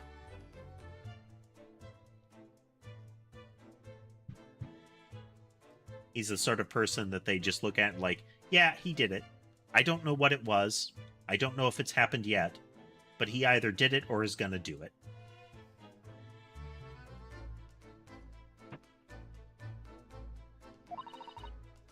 Poor man, how unfortunate. Anyway, I can't say much until the coroner gets here. But I don't think the fella's been a goner for that long. The body's still warm. Even if the inspector would allow it, I don't think I could bring myself to touch a dead body.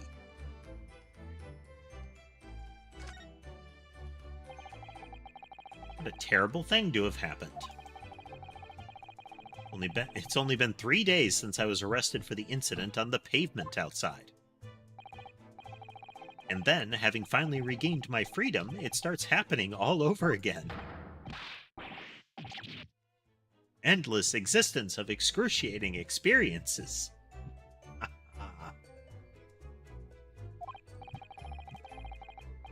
So the victim lived here on the ground floor, and your room is just one story up, isn't it? Yes, that's right. In a way, we were neighbors, I suppose. I was under the impression that Soseki was in the basement, but given the look of this place, I mean, I feel like it could be on any floor, I guess. So did you know the victim? Were you friends? Fidget, fidget. Fidget? What's the matter with Soseki now? It was an innocent enough question, wasn't it? Why does he seem so shaken up by it? Well, I suppose he wasn't a complete stranger. But did he ever invite me to his room? Never. On my honor, I swear it. Well, that wasn't suspicious at all.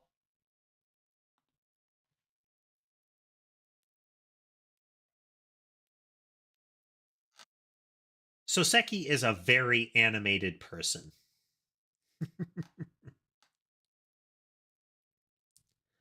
um, from the last from last night's session, I have recorded a compilation of every time he does his little poses in that trial. Uh, Trimmed down to just those poses and me reciting what he said during the poses. It's just under a minute long. He does a lot of poses in that case. What an extreme reaction. You're probably wishing you'd never asked now, aren't you, Mr. Naruhodo? When we found him here, I felt wretched, which is why I sent word asking you to come. Through that inspector over there.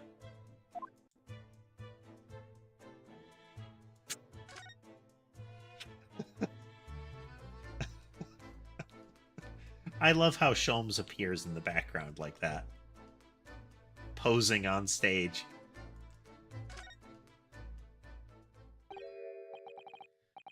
Mr. Sholmes, what are you doing? You need only observe to know it, my dear fellow. Investigating, naturally. There's nothing natural about that pose.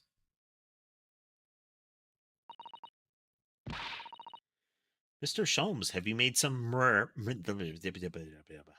miraculous discovery? Also, hey, Tass, welcome.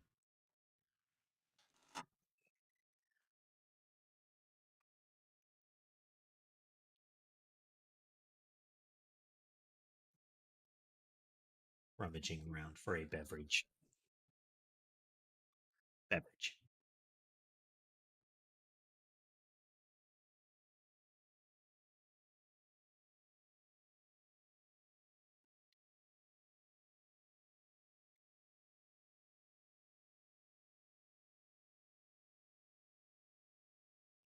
Beverage of the moment is Canada Dry Zero Sugar Ginger Ale.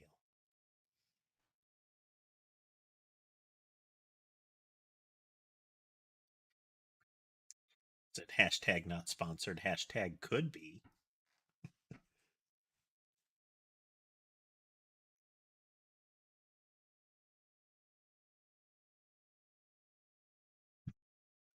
Mr. Sholmes, have you made some miraculous discovery? Patience, my dear madam, patience. We've not been here in this room 5 minutes. So far, I've only managed to deduce... All I've managed to deduce is what actually happened.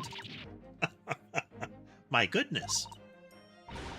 But isn't that everything we need to know, Mr. Sholmes? Now that you propose the idea, I believe one could, indeed, see it that way. I hadn't thought of it, but knowing the answer to the critical question might answer the actual critical question. The Great Detective, folks. At the present time, I have managed to draw 2 incontrovertible conclusions. The first, that there was a physical struggle here last night in which the victim fought for his life.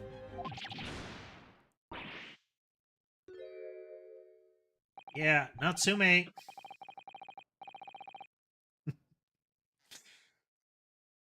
I feel like the man has the word sus tattooed on his forehead.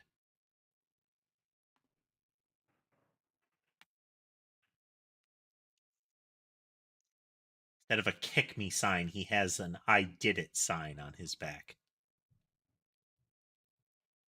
Or perhaps prosecute me for crimes.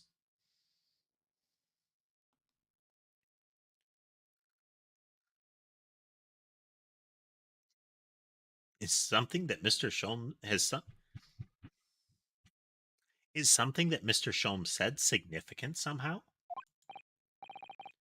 No, don't mind me. Forget I was here.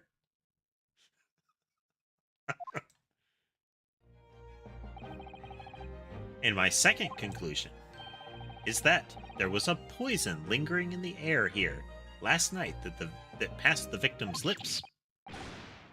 Nonsense.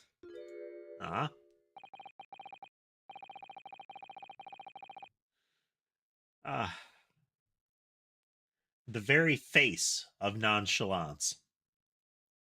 He just radiates innocence.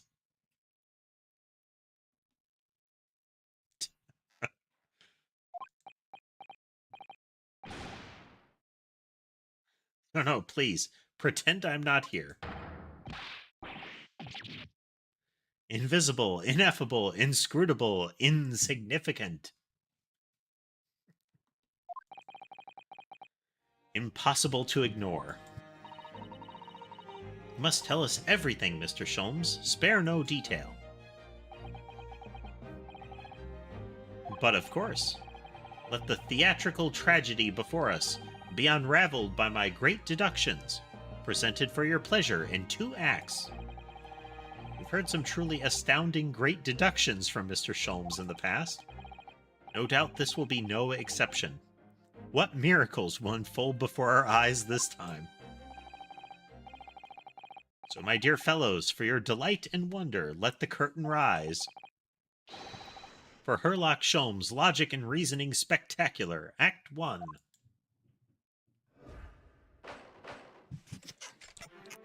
Here we go. Buckle up. Cause of death.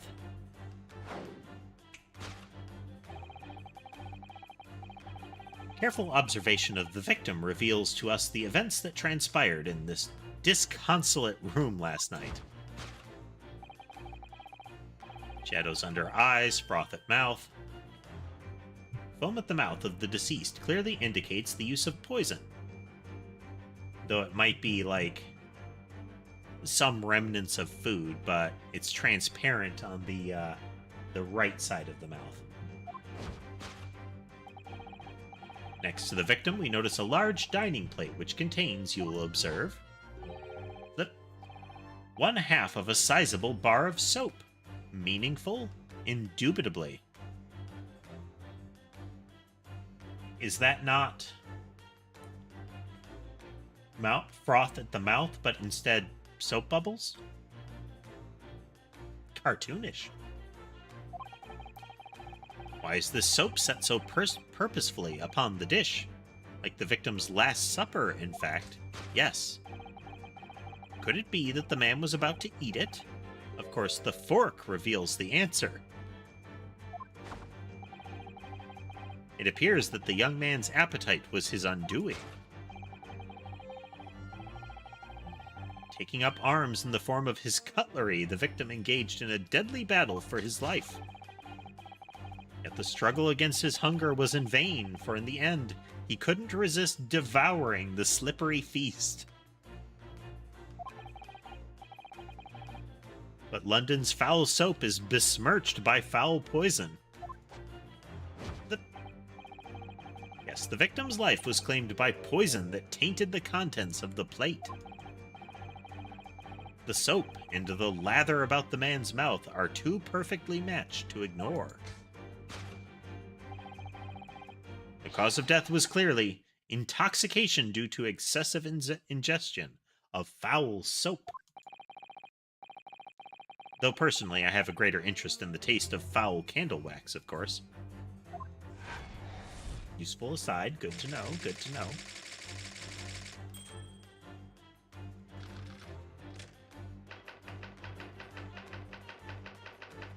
Suicide or murder? The cause of death identified, we proceed to Act 2, where we ponder the next question. Was this suicide or murder? The audience will recall that death occurred during the victim's Last Supper. Did the man dine and die alone? The single teacup suggests the answer. To draw a conclusion from such meager evidence would be foolish, however, certainly. Look at this man. He has nothing to hide. His soul is clean.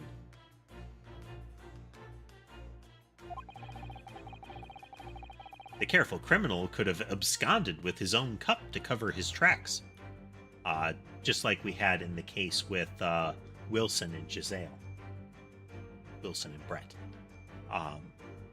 Where she moved the plate and removed the second glass for carbonated water to make it look like he was dining alone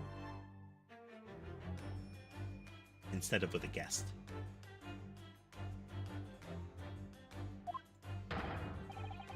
Well, allow me to lift the veil of doubt, my dear fellow. Indeed, what reveals the answer, of course, is the broken lock. Though forced open now, at the time of the incident, this door was locked. And the sole key was in the victim's pocket. In other words, when the victim consumed the poison, he must have been alone. Alone with his inferior soap, from whence wafted an inferior scent. Sholmes doesn't like the guy's soap. And with that acrid aroma lingering in the air, the victim met his end, in tragic solitude. We can take comfort only in the fact that his soul was well cleansed on its way to the hereafter. Scrubbed clean by poisoned soap. I guess that's the deathbed absolution for the non-Catholic. Just gorge yourself on soap.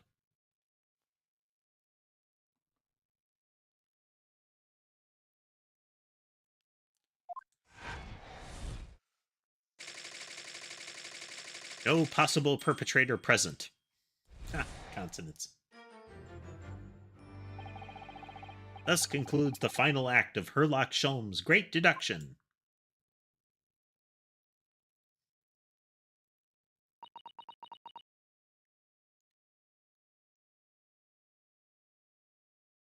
So, given the coloration under the shoddy paint, these little brackets, the intent appears to be that they're wood. And I guess that's possible if you had formed the wood into those L brackets. But given how crude everything is, I can't imagine that they would have taken the time to actually saw an L shape, let alone, would that even be durable? Wouldn't you have one part that is like along the grain and the other one that is kind of like across it? So one of the sides should have like a bunch of, should be weaker. But it looks like those should almost be like metal that he is attached to it, but instead they're these L brackets that are holding it up. Now, it could also be, this is important, we have to get to the bottom of this, that these are attachment points and that there are like extra nails in it that we can't see, maybe on the other side, holding the braces together, but you'd expect that there would then be extra nails along the bottom of this. Wouldn't think that you would nail them in the bottom, but it is very shoddy. Maybe they don't care for scratching up the floor.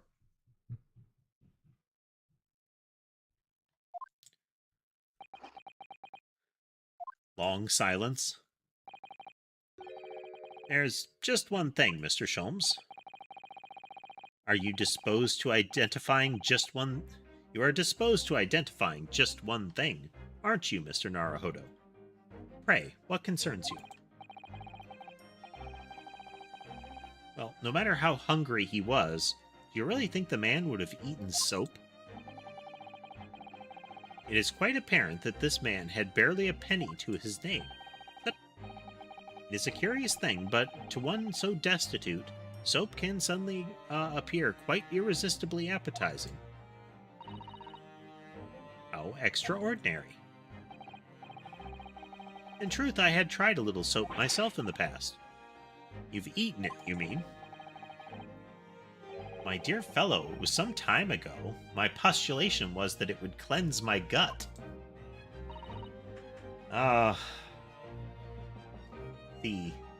The ye olde bleach enthusiast, revealed. And did it? As I writhed in agony on the floor and spilt the contents of my stomach, yes, I believe it did. I mean, okay. Effectively true? Question mark?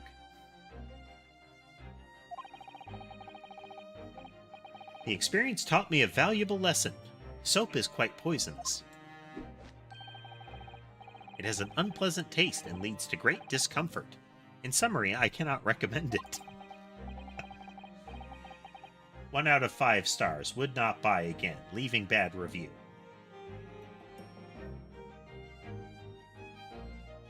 Believe me, I wouldn't eat it even if you did. There's something that troubles me as well, actually. Oh, what's that? It's Mr. Natsume. Ah. I couldn't help noticing him shuddering and quivering out of the corner of my eye. Almost as if Mr. Sholmes' deductions touched a nerve somehow.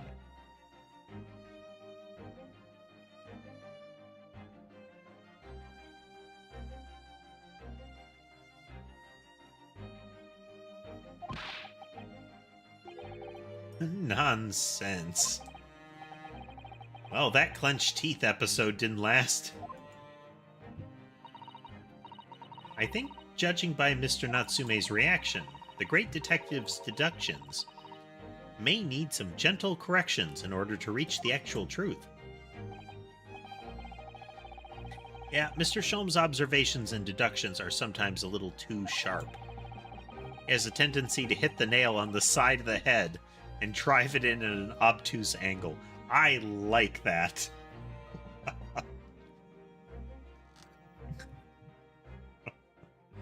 That is a excellent way to saying you're very near the mark. You are very sharply near the mark, but you're leaning in so hard you're causing damage.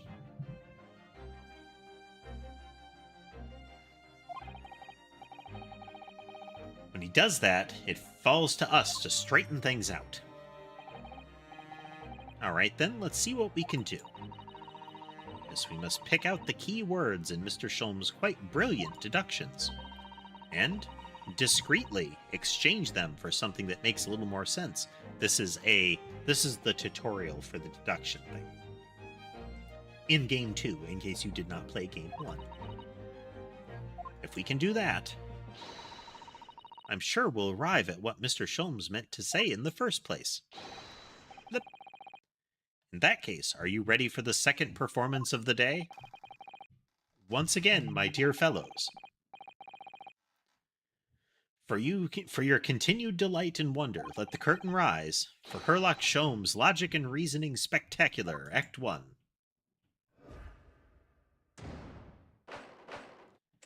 Course correction.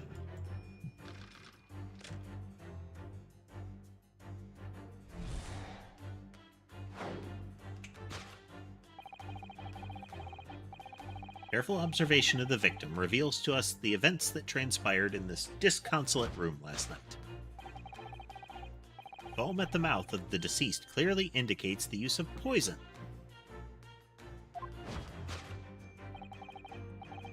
Next to the victim, we notice a very large dining plate, which contains, you will observe, 1/2 of a sizable bar of soap.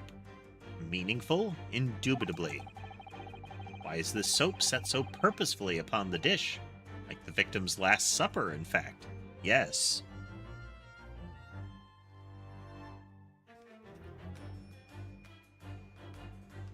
Just a moment here.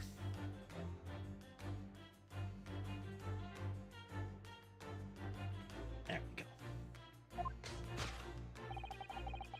Would it be that the man was about to eat it? Of course. The fork reveals the answer. Well, you can't deny that a fork implies the man was eating something, or about to eat something.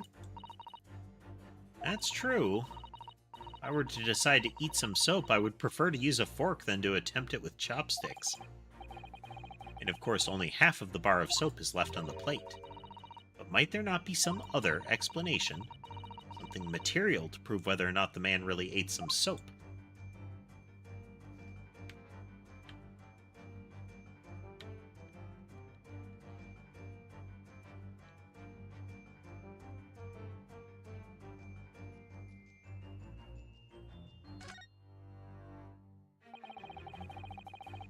You think he was drinking tea with his soap? The cup's empty, so there's no way of knowing. How about this for an idea? Perhaps the cup was full of water. He was dissolving the soap in it so he could gulp as much down as possible. Please remember that he may not actually have been the soap lover he's been made out to be.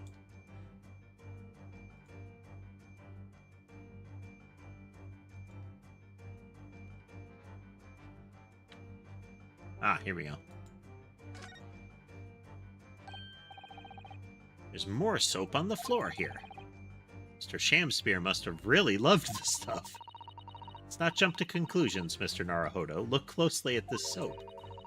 You see that it would fit together perfectly with the 1/2 bar on the table? How can that be? I think that they are 2 halves of the same bar that broke apart.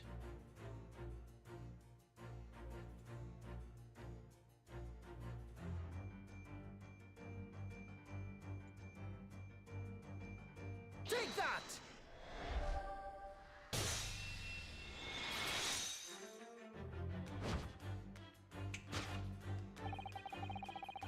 Could it be that the man was about to eat it? Of course, the other piece of soap reveals the answer. It being the other 1/2 of the soap on the table. In short, the victim was not eating soap at all. But it's obvious, really. For no depths of hunger could drive any man to attempt to eat soap. Even I, with my unquenchable thirst for practical knowledge, took only a single bite. That begs the question of how the man was poisoned, because there's no sign of any food on the table. An excellent observation, Mr. Naruhodo, and one that furnishes us with the answer we seek. For London's foul soap is besmirched by foul poison. The victim's life was claimed by poison that tainted the contents of the plate. Sholmes is still pushing the soap argument, then. Perhaps he's suggesting the man licked the soap. Thinking slope. We're trying to say slope. Man licked the soap rather than ate it? If soap in London is that poisonous, I don't think I want to be washing my hands with it. There are no signs of any food in this room at all. Of course, food is not the only thing that passes people's lips, is it?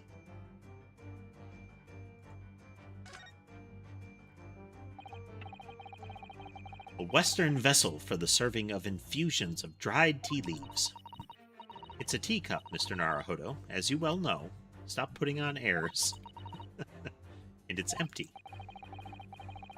So we've already established that the victim wasn't eating soap when he died. However, There's significant evidence to suggest that he was drinking tea. My thoughts exactly. Take that!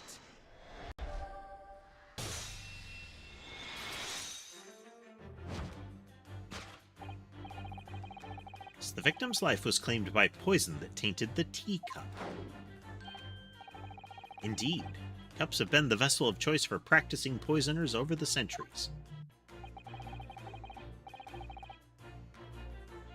It would appear that this victim drank every last drop.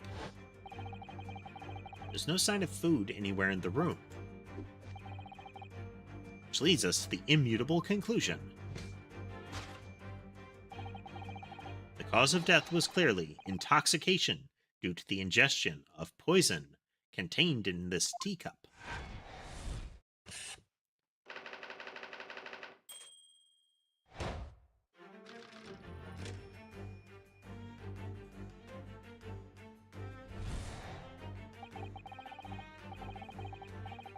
Cause of death identified, we proceed to Act 2, where we ponder the next question. Was this suicide or murder?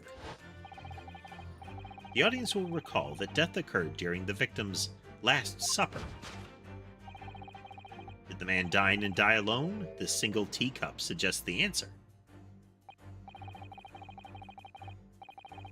The Western vessel for infused hot drinks again. It's already featured heavily in our deductions so far. We can imagine that shortly before his death, Mr. Shamspeare was having a drink of tea. There would be nothing remarkable about that, but what troubles me is Mr. Natsume's reaction when he heard Mr. Sholmes suggest it. There's more to this deduction than it seems. Let's closely examine the scene of the crime again for more clues.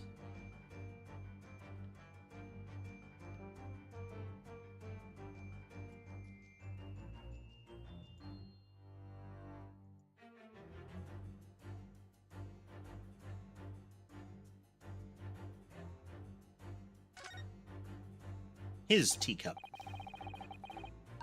It's another Western it's a teacup. And hit 2 is empty. Given that he's actually holding this one in his hand, we can assume that this is the cup from which Mr. Shamspeare was actually drinking. But if that's the case, this changes everything. Everything we've deduced up till now is turned on its head. I have a bad feeling about this. I almost don't want to say it. You know exactly how you feel. Take that!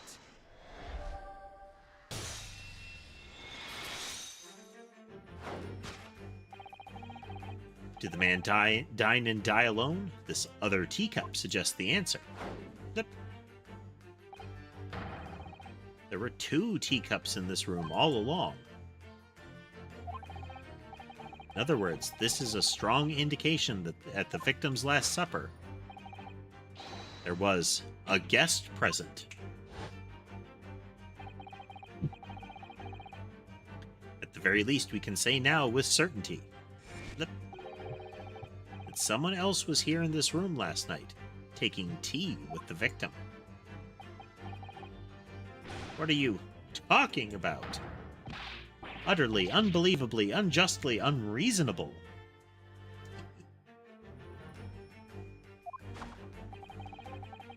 To draw a conclusion on such meager evidence would be foolish, however, certainly. In which case, what more can we deduce about this possible guest at the table? Well, allow me to lift the veil of doubt, my dear fellow. You mean to say you know who exactly was in this room at the time of the victim's death? Flip. Indeed, what reveals the answer, of course, is the broken lock.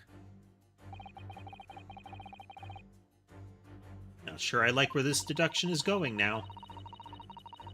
I'm afraid it's too late. It's too back to go late. I'm afraid it's too late to go back to the halcyon days of eating too much soap.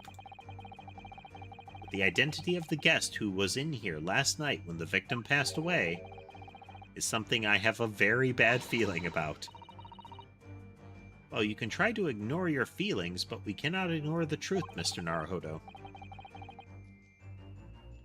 No, I suppose not. Time to look around again.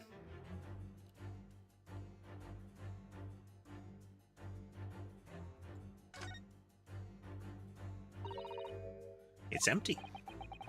Empty of liquid, but full of air. Makes you think, doesn't it? It makes me think that you're full of hot air. We should be thinking about who else was in the room at the time. Man, she is tearing into him regularly during this one. Father, Susato's quip in response was cleverer than my original riddle.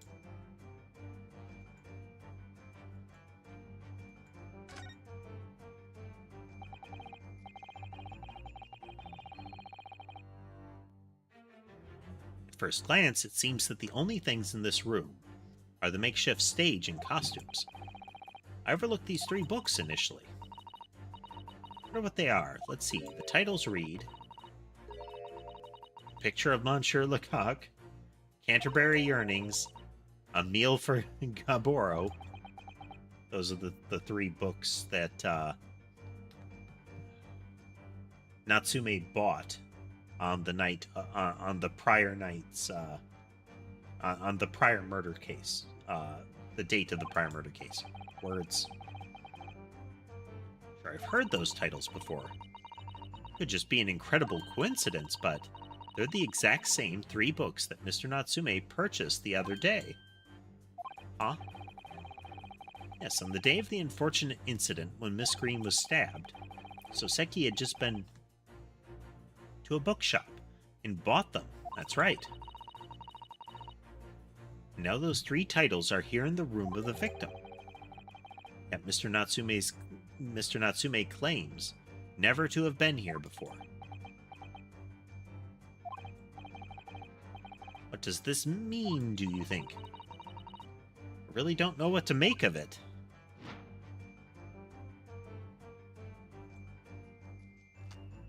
Take that!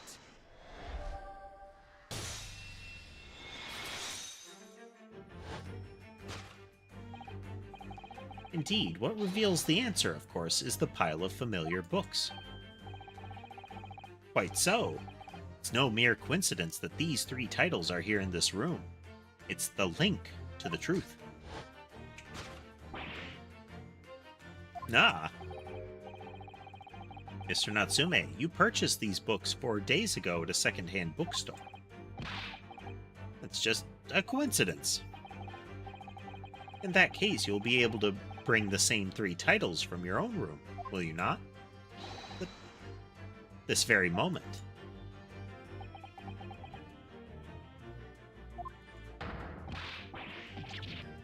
No, never. Non-negotiable. If you can't bring your own copies here, it proves that these 3 books are, in fact, yours. Heavily implies. Unless you say something like, I already resold them. Having purchased the books 4 days ago and returned to your lodgings, you were arrested the very next day. So you could conceivably have brought the books here on that evening, but you never mentioned that. In other words, you could only have brought these 3 books here to the victim's room.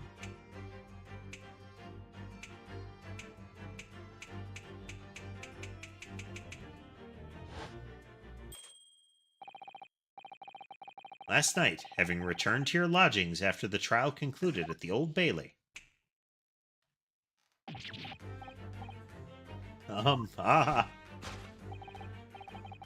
In short, there is only one possible conclusion. The victim died here in this room last night as a result of poisoning. And that same night, the victim had a visitor. And this visitor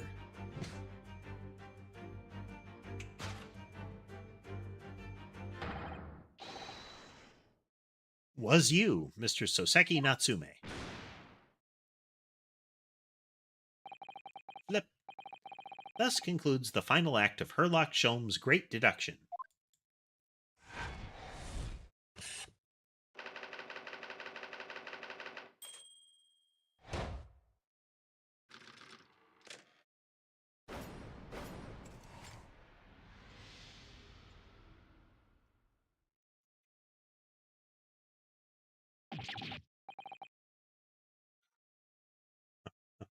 He's either frustrated or he's trying to squeeze one out, you know?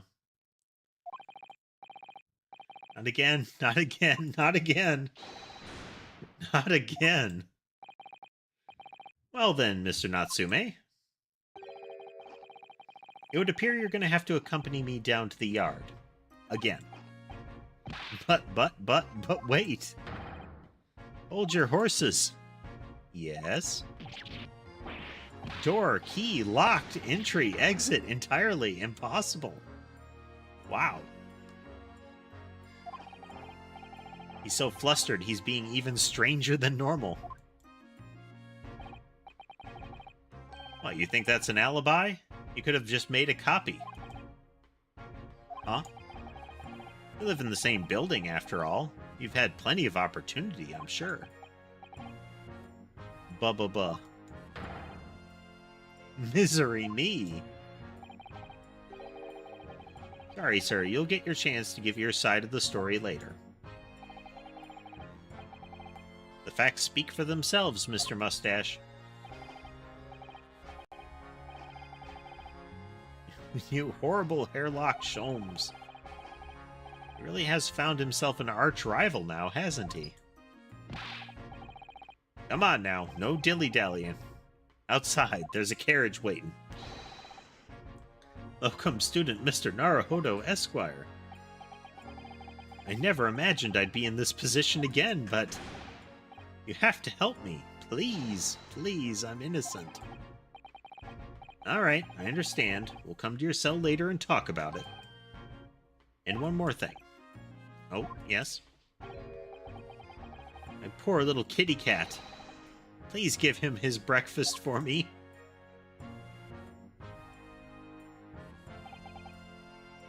And so, his evil curse still apparently unbroken, so Seki found himself once again the prime suspect in a case of murder. Thanks to the incriminating deduction of the great detective. My dear fellow, that honor belongs to you.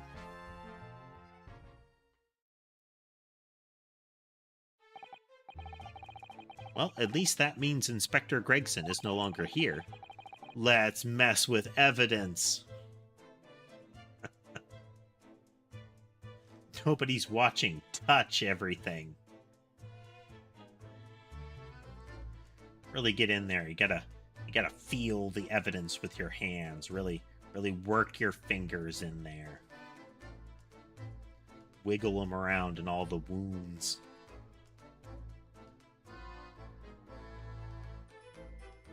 You never know what you're gonna miss if you don't.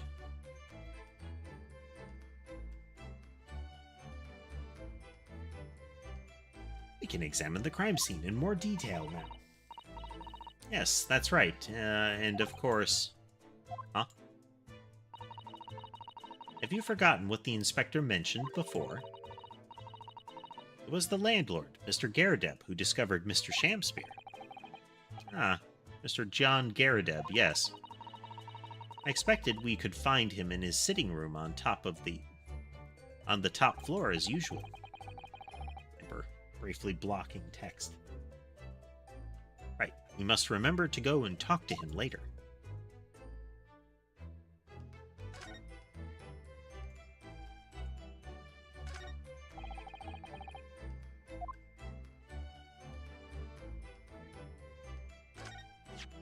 This is the coin-operated gas line, where it was something like you feed coins into it, and it will give you a particular period of gas for things like the lights. Here we have another disproportionately large machine. Looks like a meter of some kind. This is a gas meter, I think. It seems that in this district, residents pay for gas as they use it with coins. I see. Yes, now you've pointed it out, I can see that there's a slot just here for what looks like it could take... That looks like it could take a coin. So you mean if you put a coin in here... That's right, that would buy you about 2 hours of gas for lights and heating. So if you were a poor person with no money, you'd have to sleep in the freezing cold? Yes, or if you were a scatterbrain with no change because you forgot to exchange your money at the bank. Thank goodness there's no meter in our office.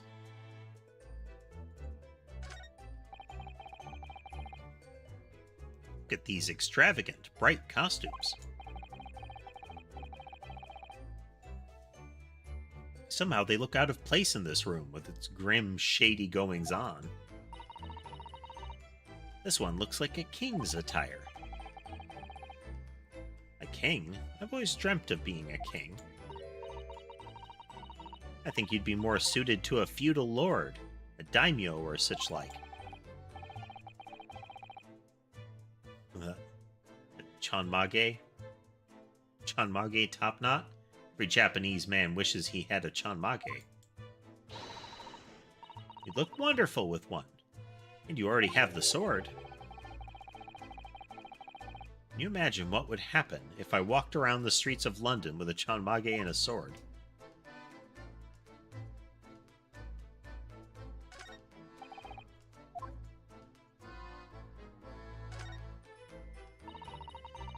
Not much on these shelves, is there?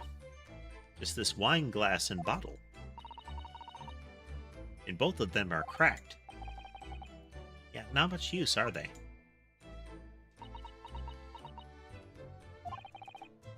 What's the matter? I was just reminded of the Reaper, that's all. Prosecutor Lord Von Zeeks. Yes, he's so reckless with his wine glasses. I was thinking it's a waste and that he should donate some to the needy. You can suggest it next time we meet.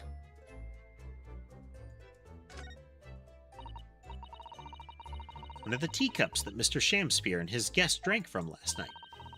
But don't go drinking from them, Mr. Naruhodo. There's bitter poison inside. I'm not planning on drinking any, don't worry. Anyway, the cups are both empty. That's true, so one was Mr. Shamspeare's, and the other must be the cup that Mr. Natsume was drinking from. But Soseki wasn't poisoned, of course. Perhaps we should take these so we can examine them in more detail later. See? Let's just take some evidence. Just pop it in your pockets. We can scrutinize it at our leisure without anybody else looking at it. Don't have to wait our turn that way.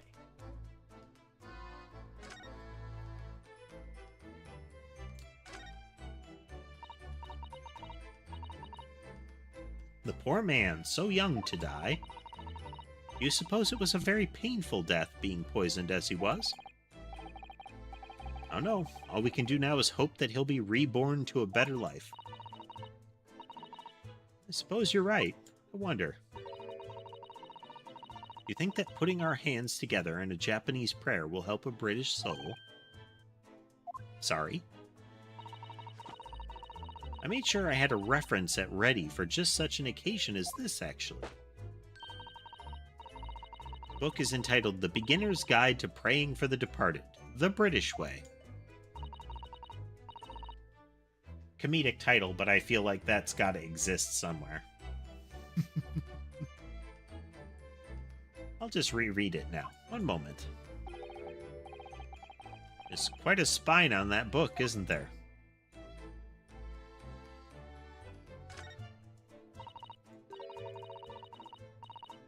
This some sort of makeshift stage? I think, isn't it? Where does the audience sit, though, for the nightly Shakespeare performance?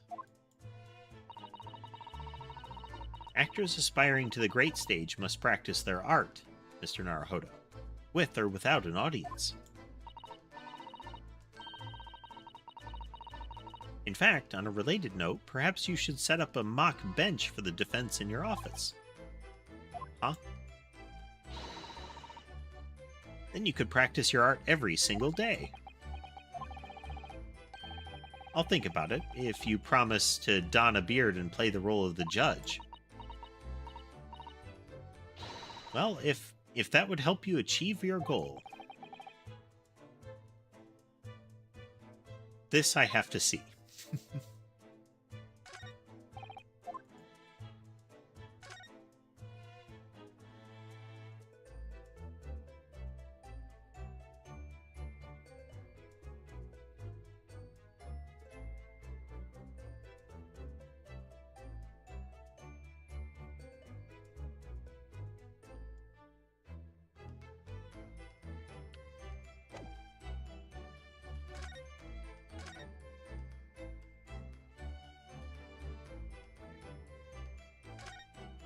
This.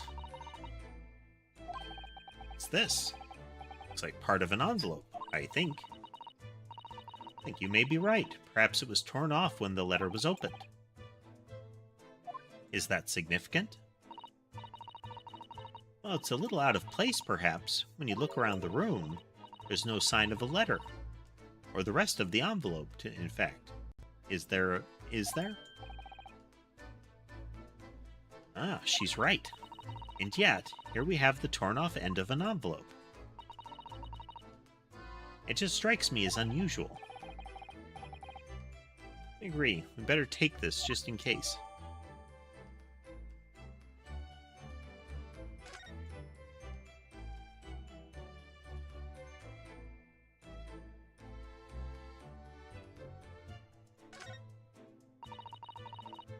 As we've seen from the outside, the window is completely bricked up.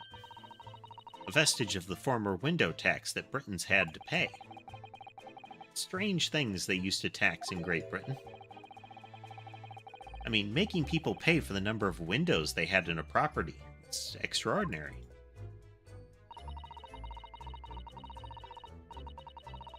It's heartbreaking to think the poor having to block up their windows just to avoid an unaffordable tax.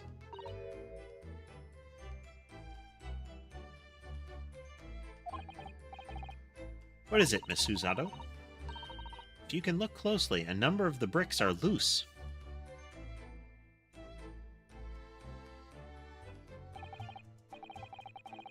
Looks as though an amateur has broken out of a few of them just here. What is Mr. Was it Mr. Shamspear who did it, I wonder? Being the lodger renting this room? Look at this, Mr. Naruhodo. On the outside, there's a little ledge. And there's something on it.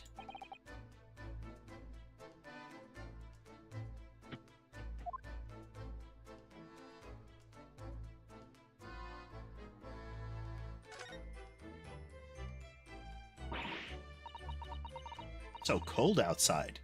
You can feel it through this gap. It did snow all last night. It would be cold. But more importantly, what is it on the ledge out there? What are these snow-covered lumps?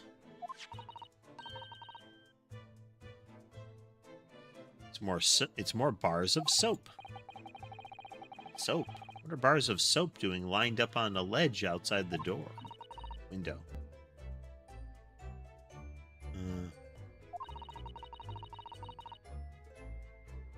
But the pair of them look rather charming like that. Still, that's very strange, isn't it?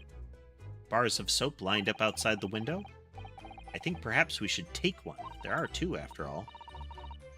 Oh dear, I suppose we could. Oh, what's this? Look here at this soap. Ah, you see, in the middle here? There's a patch that's a different color. Sort of transparent, but some sort of fancy design, I suppose. Only in Great Britain.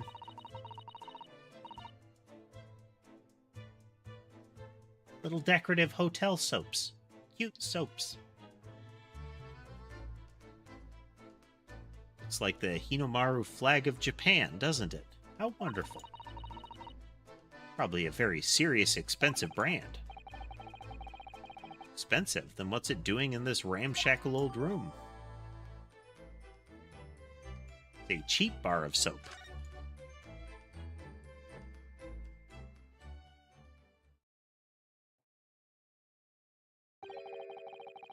Looks like you're having a good snoop around, eh? Inspector Gregson, back so soon? After I threw that little Japanese fella in the clink, I went and reported this to the investigation division. In 5 minutes' time, this place will be cordoned off by the yard. I see. Well, we'd better be leaving then. Poor Mr. Natsume must be feeling very low being back in the cell again so soon.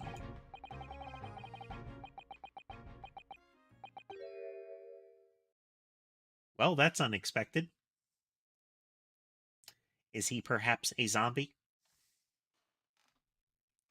Because they seemed pretty confident that he was dead, if still warm.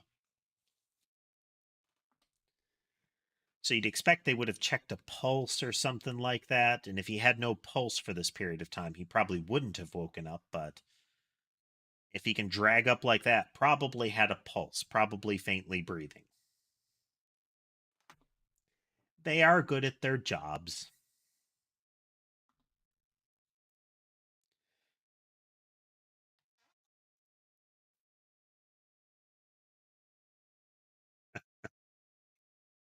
We should probably go and...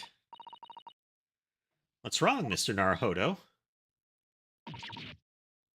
Scream.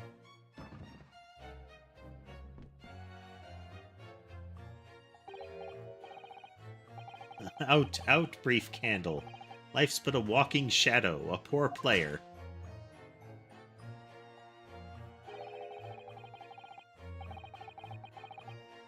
That struts and frets his hour upon the stage, and the stage, and then is heard no more.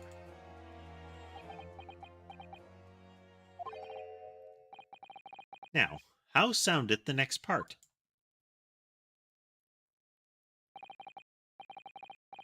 It is a tale, told by an idiot, full of sound and fury, signifying nothing. Indeed, oh happy day.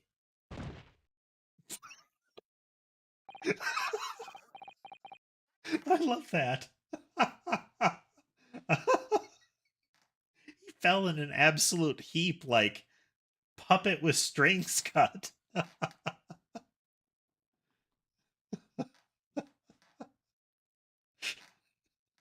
Just down. Almost no intermediary stage, just standing and then in a heap on the floor.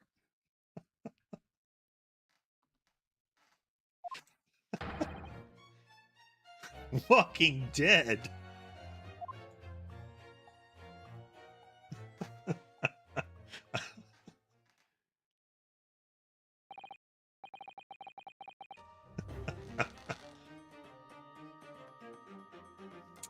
Bella isn't dead at all? Oh, you guys are very good at your jobs.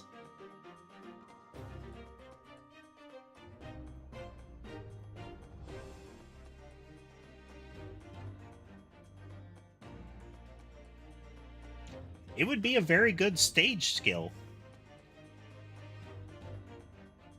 Then you don't have to do that slow, like, exaggerated fainting couch kind of maneuver where it's like, ah, fall to one knee, ah, lay down a little bit.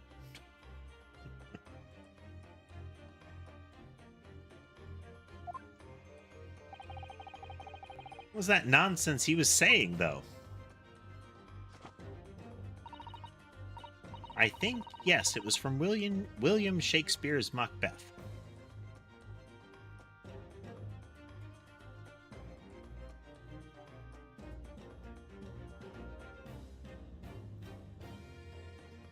Like, convincing stage combat in the, like, has got to be very tiring mentally and physically. Because not only do you have to make it look like it's a real fight, but you also have to, like, very carefully make it not a real fight without making it visible.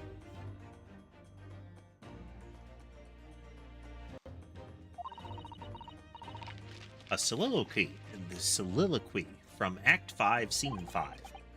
Shakespeare.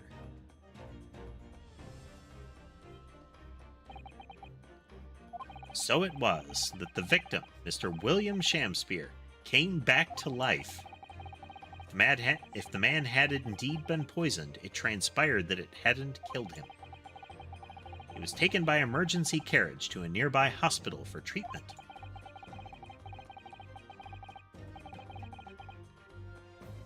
And Inspector Gregson evicted us from the scene of the crime, whatever that now was. You have to imagine he's livid. Okay, here's the other guy from the first appearance of William. The guy in yellow there. Whatever do you think will happen now? Good question. A strange situation for Mr. Natsume. Arrested for murder, but then the victim comes back to life. I think perhaps the victim was never dead in the first place. It seems very likely that Mr. Shamspear did consume poison, as we deduced. But was it an accident, attempted suicide, or attempted murder? Until the truth can be established, I imagine the police will keep Mr. Natsume in custody. I suppose so. Let's hope it doesn't come to anything more than a night in the cells. Oh, what's this? He's peering through the gap in the bricks now. What's that man doing over there? It's like he's trying to see into Soseki's lodgings. No, that's right. They said, Soseki... Yeah, Soseki's ground floor. No, Soseki's first floor. That other guy's the ground floor.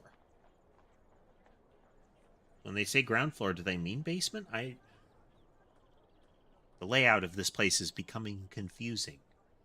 Because we know up there has got to be, up at the top, has got to be the Garadeb household.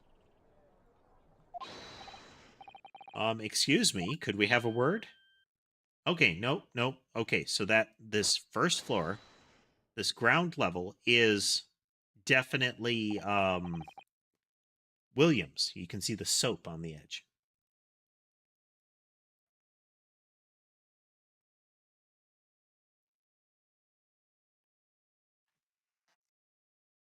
I mean, I've encountered most buildings that will say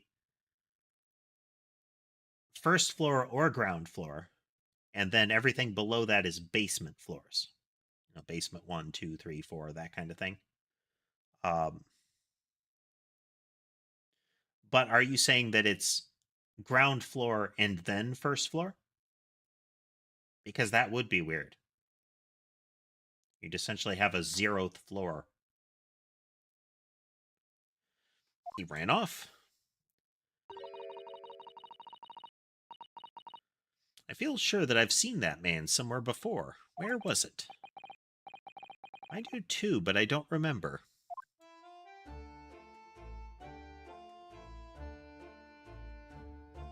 Ah, okay.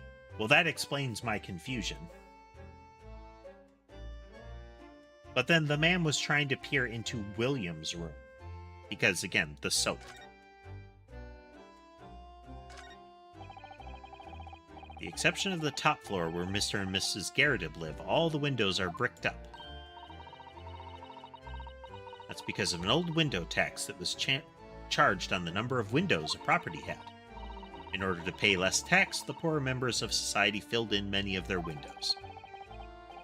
But the tax has since been abolished, hasn't it? So the windows could all be opened up again, surely. Unfortunately, it would appear that the residents of this district can't afford to pay to have the work done. That is a sad state of affairs.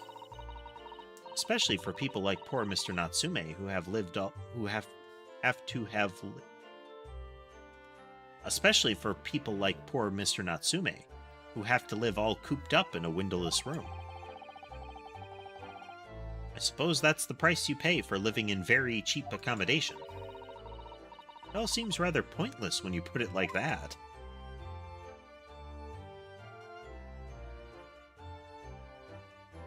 So this bulging, cracked pillar here and the warped bike were present in the original case but never explained. There always seems to be a bicycle outside the Garadeb residence.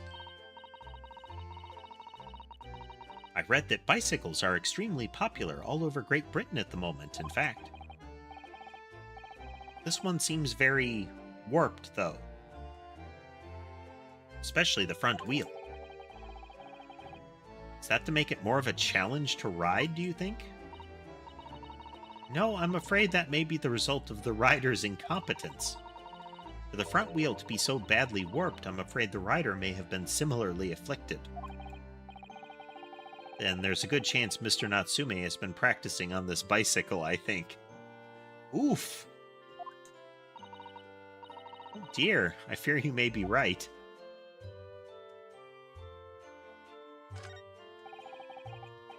The Garrideb household and Mr. Natsume's lodgings are in a prominent position here on the corner. Sometimes when I look at the building, I can't help feeling that it's a bit off a bit of a slant. It does look as though it would collapse in even the smallest earthquake, doesn't it? Isn't it supposed to be haunted as well? I think I might have a hunch as to why Soseki has such a hunched back.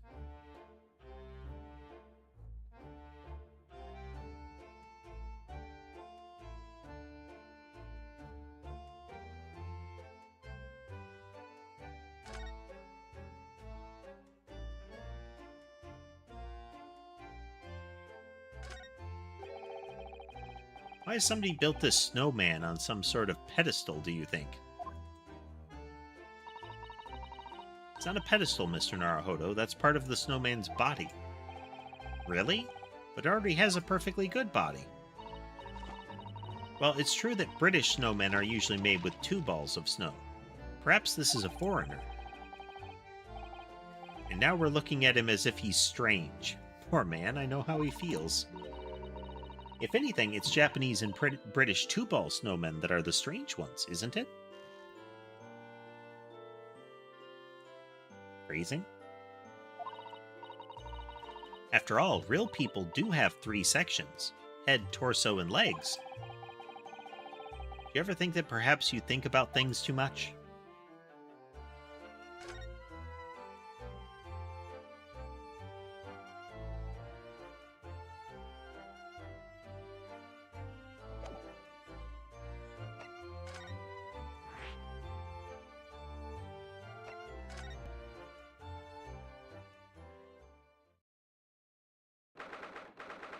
Well, they put their screen back up. And all of the room has largely been righted, except for Garrideb's portrait there. Here we are again, the eccentric landlord's eccentric top-floor abode. We're here because Mr. Garrideb's the one who discovered the incident this morning. Don't forget. Ah, you chaps, huh? Yes, good morning, sir. Thank you for your cooperation in court yesterday. It was quite a trial. As much for Mr. Garrideb as anyone, really. Came straight back here after all that business at the Bailey yesterday. Didn't expect to wake up to more bally nonsense this morning. I wonder if you wouldn't mind telling us exactly what happened, Mr. Garrideb. I suppose you'd like to know all about that dead loss of an actor chap in the ground floor room. Okay, yep, ground floor. Those were exactly Inspector Gregson's words, weren't they? I think when they said he was trying to look into Natsume's lodgings, that they meant he was trying to look into the building in general.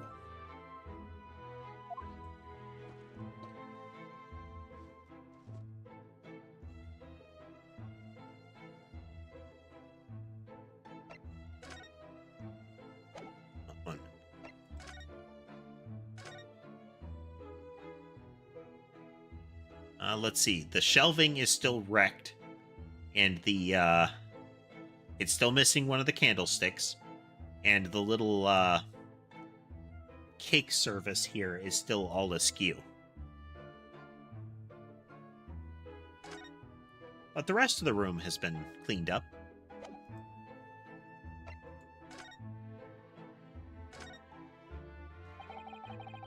Must have been a real shock for you this morning. I hear that you discovered what had happened. Well, that hopeless actor chap rises at 5 o'clock sharp every morning, without fail. But at 5:30 this morning, he still hadn't lit the gas. So I went down and knocked on his door, but no bally answer. And that's when you broke into his room by kicking down the door? Well, I called on that rum-looking Japanese chap to do the grunt work, of course. Wasn't it a little premature to kick the door down? The man could have just overslept by half an hour. It's very true, Mr. Naruhodo. If 30 minutes oversleeping warranted such behavior, I'd have kicked your door down. I'd have to kick your door down every morning. Well, better to be safe than sorry and all that. Is it just me, or is he avoiding our gaze now all of a sudden? Except that it was a sorry situation indeed that you found in the far side of the door.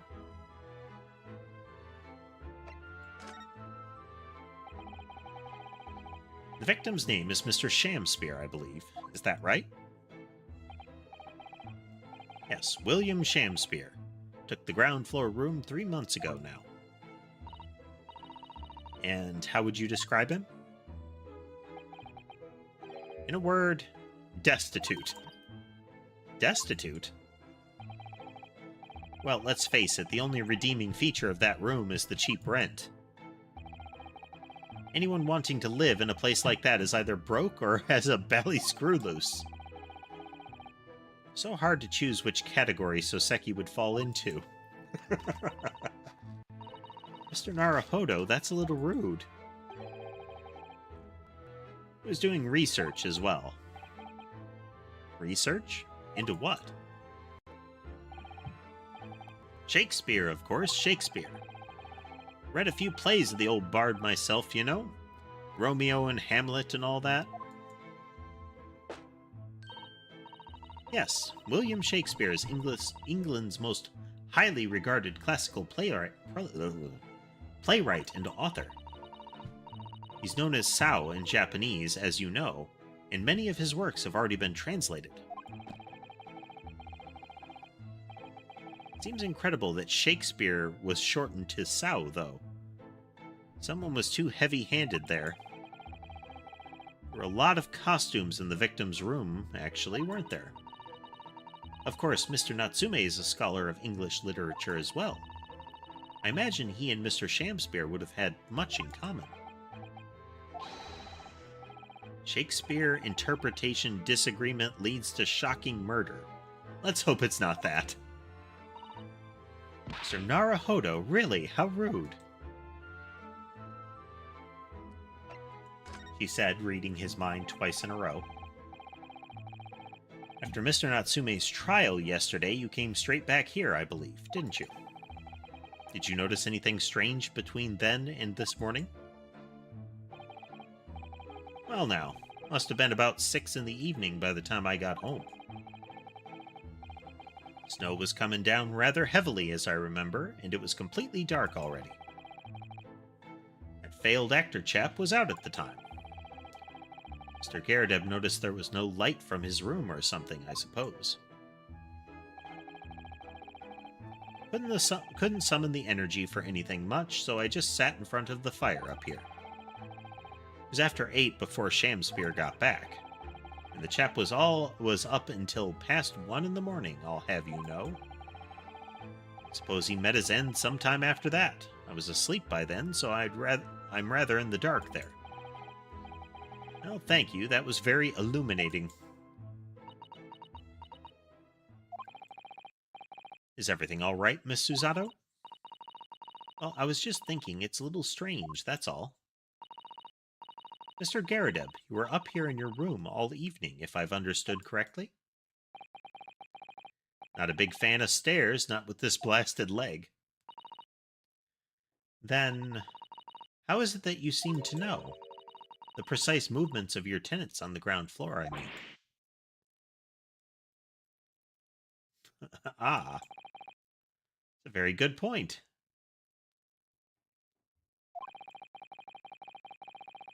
I can't imagine that you would hear noises from the ground floor all the way up here. Does this old man like to spy on his tenants? Is that it? He's folded his pipe up on the break. I say, I know what you're thinking. It's a bally outrage. I'm ex-military, don't you know? I don't go around spying on my tenants. Why would I? Then how did you know, Mr. Garadeb? It's the gas, woman. The gas tells me everything. The gas?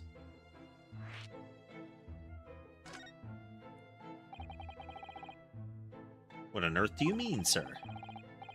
How can the gas tell you anything, let alone everything?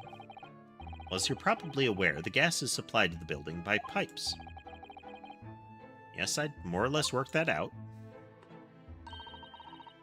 Every room in the building is connected by a single pipe to the gas main outside, and the gas company supplies gas to properties via the main. I understand that too.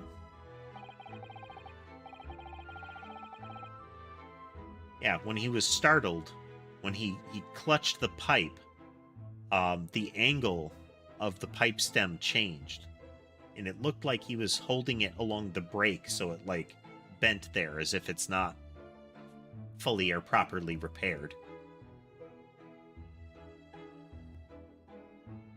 Let me see if I can explain. Let's say I was to light the gas lamps up here. What do you suppose would happen? Well, obviously the room would get brighter. Exactly, but at the same time, the lights in all the other rooms of the house would dim for a moment. They dim? Why? Perhaps it's because when you light a gas lamp, it briefly uses more gas than usual, and that reduces the amount of gas in the pipe for the other lamps that are connected to it. That might explain why the other lamps dim momentarily, mustn't it? Mightn't it? Yes, of course, because everything's connected to a single supply pipe. Is that supposed to happen, though? It sounds rather undesirable. Jolly good point. In fact, the gas company's pipes in these parts are pretty hopeless. Long worn out. Barely got any gas in them to start with. Opposite's also true, of course. Extinguish the lamps up here and they glow brighter in the rest of the house. I see. So by watching the flickering of the lamps in one room, you can determine what's happening elsewhere. But there's two other rooms at play, so things are a little fuzzy. You've got it. Of course, because when people come back home in the evening and before they go to sleep at night, what they're guaranteed to do is either light or put out their lamps and fires. Clever. In point of fact, the room on the ground floor and the one above it use slightly different amounts of gas. Ah, here we go. Here's the explanation. By watching the lights in here closely, I can work out almost exactly what's going on in the whole house. That's fascinating, Mr. Garadeb. Absolutely fascinating. Oh, well, nothing to it, really. I can't really see what it's going to help us with in the case, either. What I'd like to know is why Mr. Garadeb is so interested in what his tenants are up to in the first place. I feel like there's more to it than idle curiosity. He could just be an insufferable snoop and busybody. Well, we've done as much investigating here as we can, I think.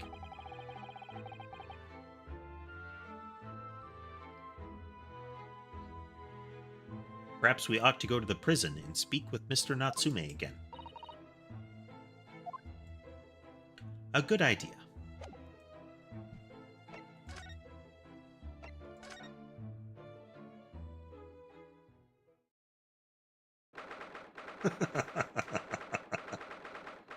Almost expect him to be slowly bashing his head against the wall.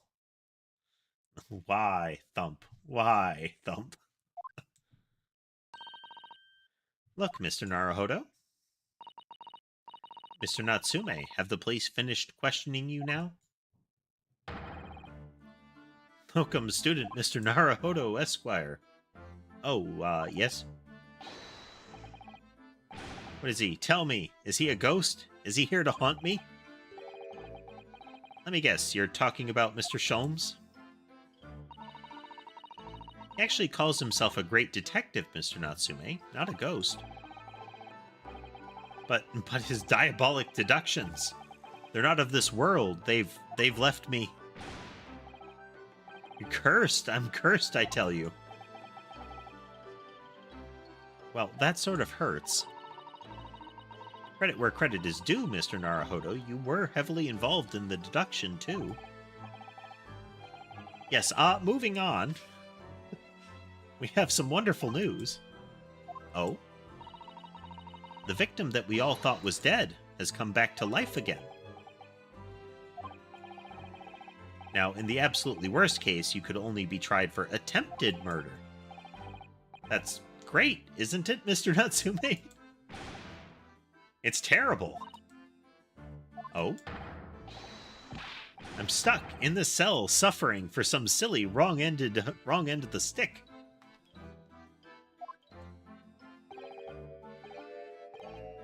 You did it, didn't you? Confess, you're a killer. Why the mustache? Constant questions. I'm sorry to hear that. That's selfish shyster. Make up your mind. Are you dead or alive? If you're coming back to life, why bother dying? Wickedly wishy-washy William.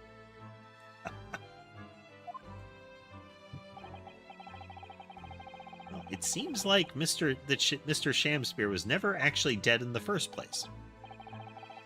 Yes, that might make sense, and I'm pleased that he's alive, of course. Our lively debate last night was much fun. I'd be sad to think it was our last. Oh? Oops. Mr. Natsume, does this mean that you did see the victim last night? You met with Mr. Shamspear, didn't you? I'm not saying another word. I demand to have a lawyer present. Who do you think I am? Please, Mr. Natsume, we need to hear your side of the story. Why am I cursed like this?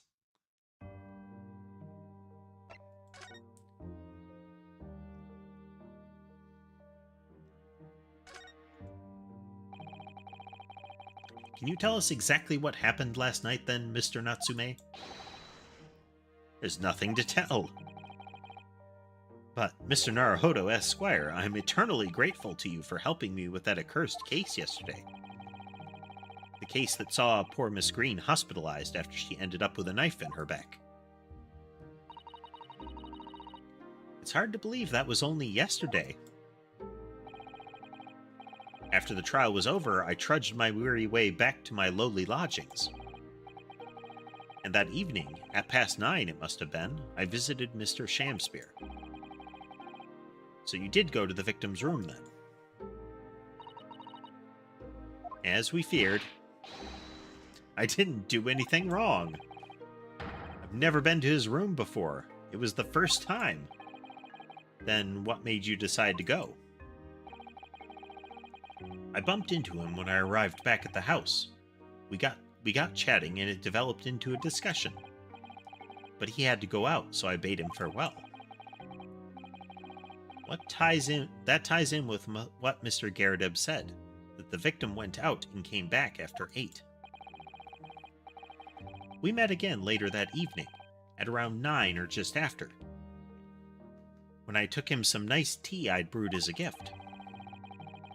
So it was you who brought the tea that had clearly been drunk at the scene then. And I suppose you were discussing the works of Shakespeare, were you?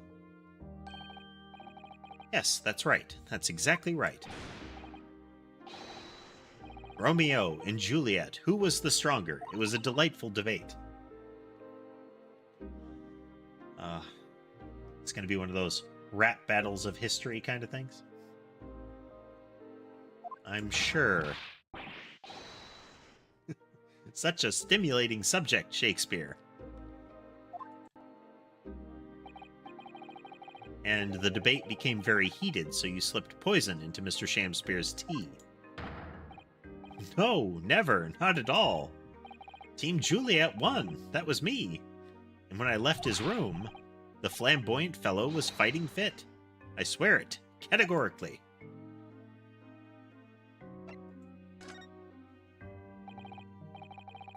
Mr. Natsume, you often say the same thing about yourself, I've noticed.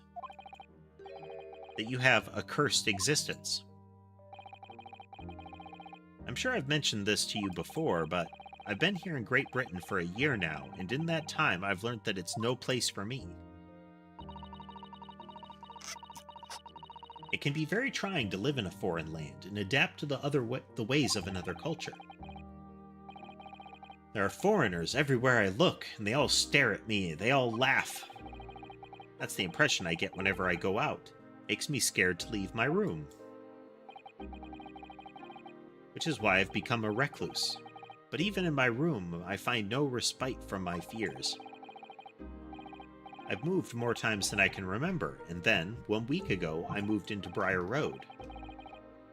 But why? I mean, why did you choose that place? It doesn't seem very comfortable. Because the rent is cheap. I have so little money, it spoke to me. The rent. Obviously, there's a reason why it's cheap. Because the room is cursed. Cursed? Cursed how?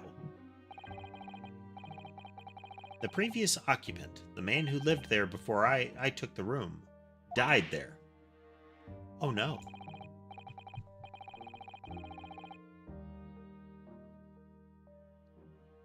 He was only a young man, but one morning he was found dead and no one could explain why. Is there like a gas leak? Surely no one would want to live in a room with a history like that. I didn't. When the letting agent recommended the place, I wavered. But I want books, and books cost money. When I realized it would mean I could buy more books, I signed the lease like lightning. Brave or blinkered. But after I moved in, I soon came to realize what I'd done. I realized how horrible that room's history really was. Was it really so awful?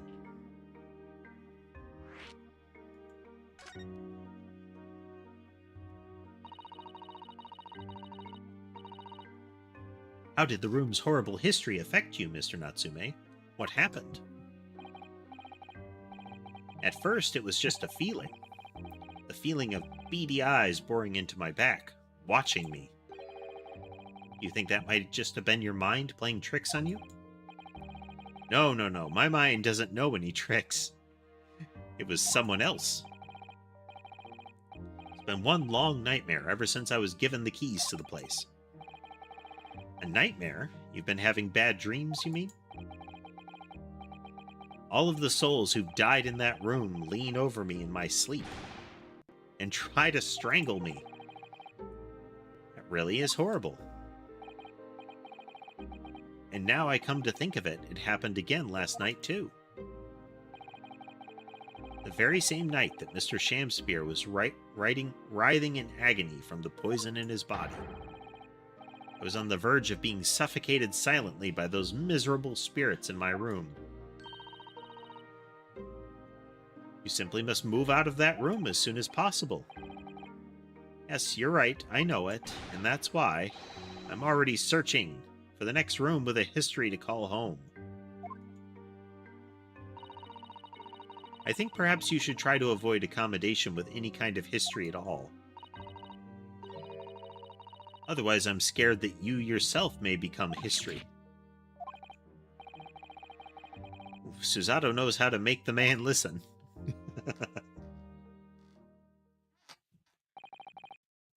Of course, Mr. Lord of the Manor is worried about the curse on my room as well. You mean Mr. Garadep? Yes, he knows that if people keep dying there, he'll never be able to rent it out again. Well, that's true. I, for one, wouldn't go near the place. Ah, perhaps. That may explain why the landlord pays so much attention to the gas lamps and his tenants' movements. You mean because he's worried about their well-being? He does seem to have an unusually keen interest in the amount of gas in the pipes. There must be a reason why he keeps such close tabs on the occupants of his let rooms. Yeah, maybe it is a leak in the pipes. Or something wrong with the way the pipes are working. That the reason that he rushed down and kicked down the door was that he saw some anomaly in the lamps. That maybe they dimmed for quite a while. And so he was worried that something was going wrong. The idea of, like, the gas leaking seems interesting, given that Soseki was saying that he felt choked too. So 2 consecutive floors of people feeling like they were suffocating. I wonder if that explains the knocked out bricks as well. That maybe the bricks were to vent the place. I wonder if the soap is to mess with the smell. Must be a reason why he keeps such close tabs on the occupants of his let rooms. What do you mean he pays so much attention to the gas lamps? Oh dear, no, it's nothing to do with you, Mr. Natsume. Please forget I said anything. Now you're talking about me behind my back as well. What's important is that Mr. Shamspear isn't in fact dead at all. Once he comes around and he's able to tell us what happened, we'll be able to get you released.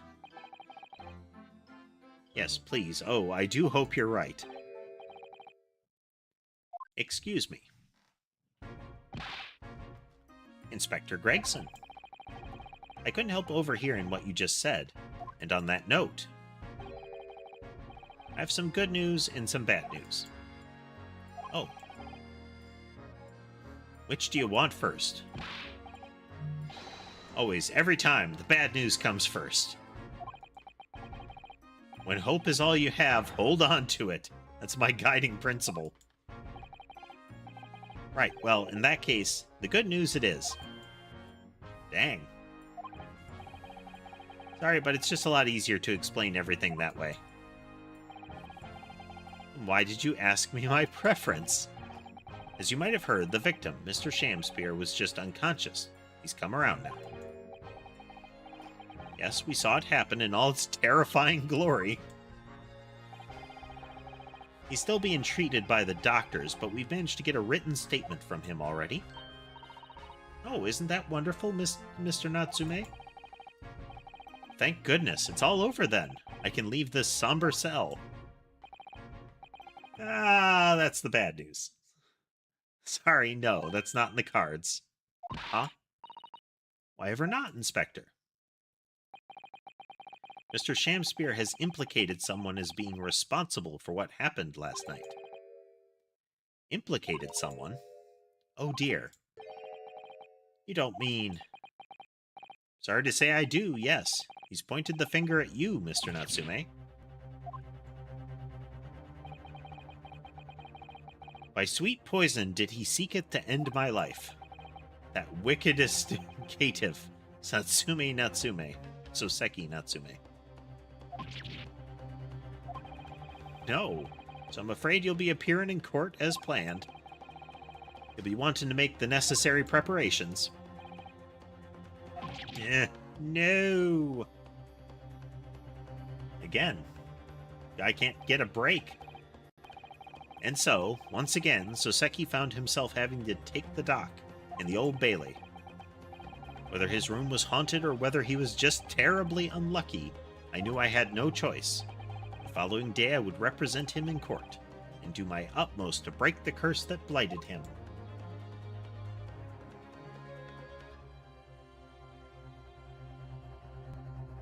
To be continued. And that's going to be tune in next time, folks. Some save games plonked down here in the background. In the meantime, look at some Sky Belly.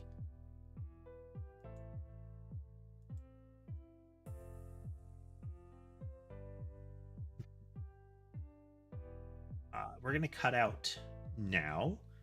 A to be continued is a good save spot. So we'll be picking up with the first day of the trial on Friday, barring oddities and schedule adjustments. So we'll see how it goes there. This is interesting. I have some thoughts on how it may have played out already, but the Great Ace Attorney has been pretty good about its twists. The tutorial trial had a couple of moments of the judge and the prosecution need to be needlessly obtuse and kind of disregard a clear possibility to continue with this. But ultimately, that was a good trial, and the same can be said for the entirety of the first game as well. There weren't any cases where it was like, that one felt stupid. In fact, most of them felt good at the end. So I think this is a really good sign. I'm looking forward to more. But in any event, if you need to catch up with the rest of the series, all of these streams are on playlists according to the game that they are part of, so you can take a look at those. Same can be said for the shorts. The shorts for that game are also on the same playlist. So whatever you'd like to see. If you'd like to join the Discord and suggest games, or just look at pet pictures, or chat with the rest of the community, you can join it through the LinkTree. There's a Discord link there. All you'll need to do is tell me like your screen handle on YouTube or the like, so that I can identify you and get you permissions. For the most part, it's just I just need to apply permissions. And we can roll from there. But yes, I hope everybody had a good time today. What did you all think of this this first case, this episode 2 of game 2 so far?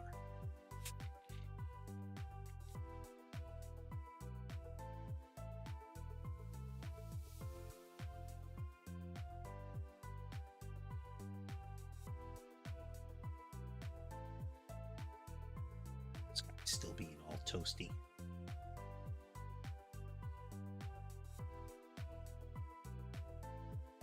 Big stretching yawn.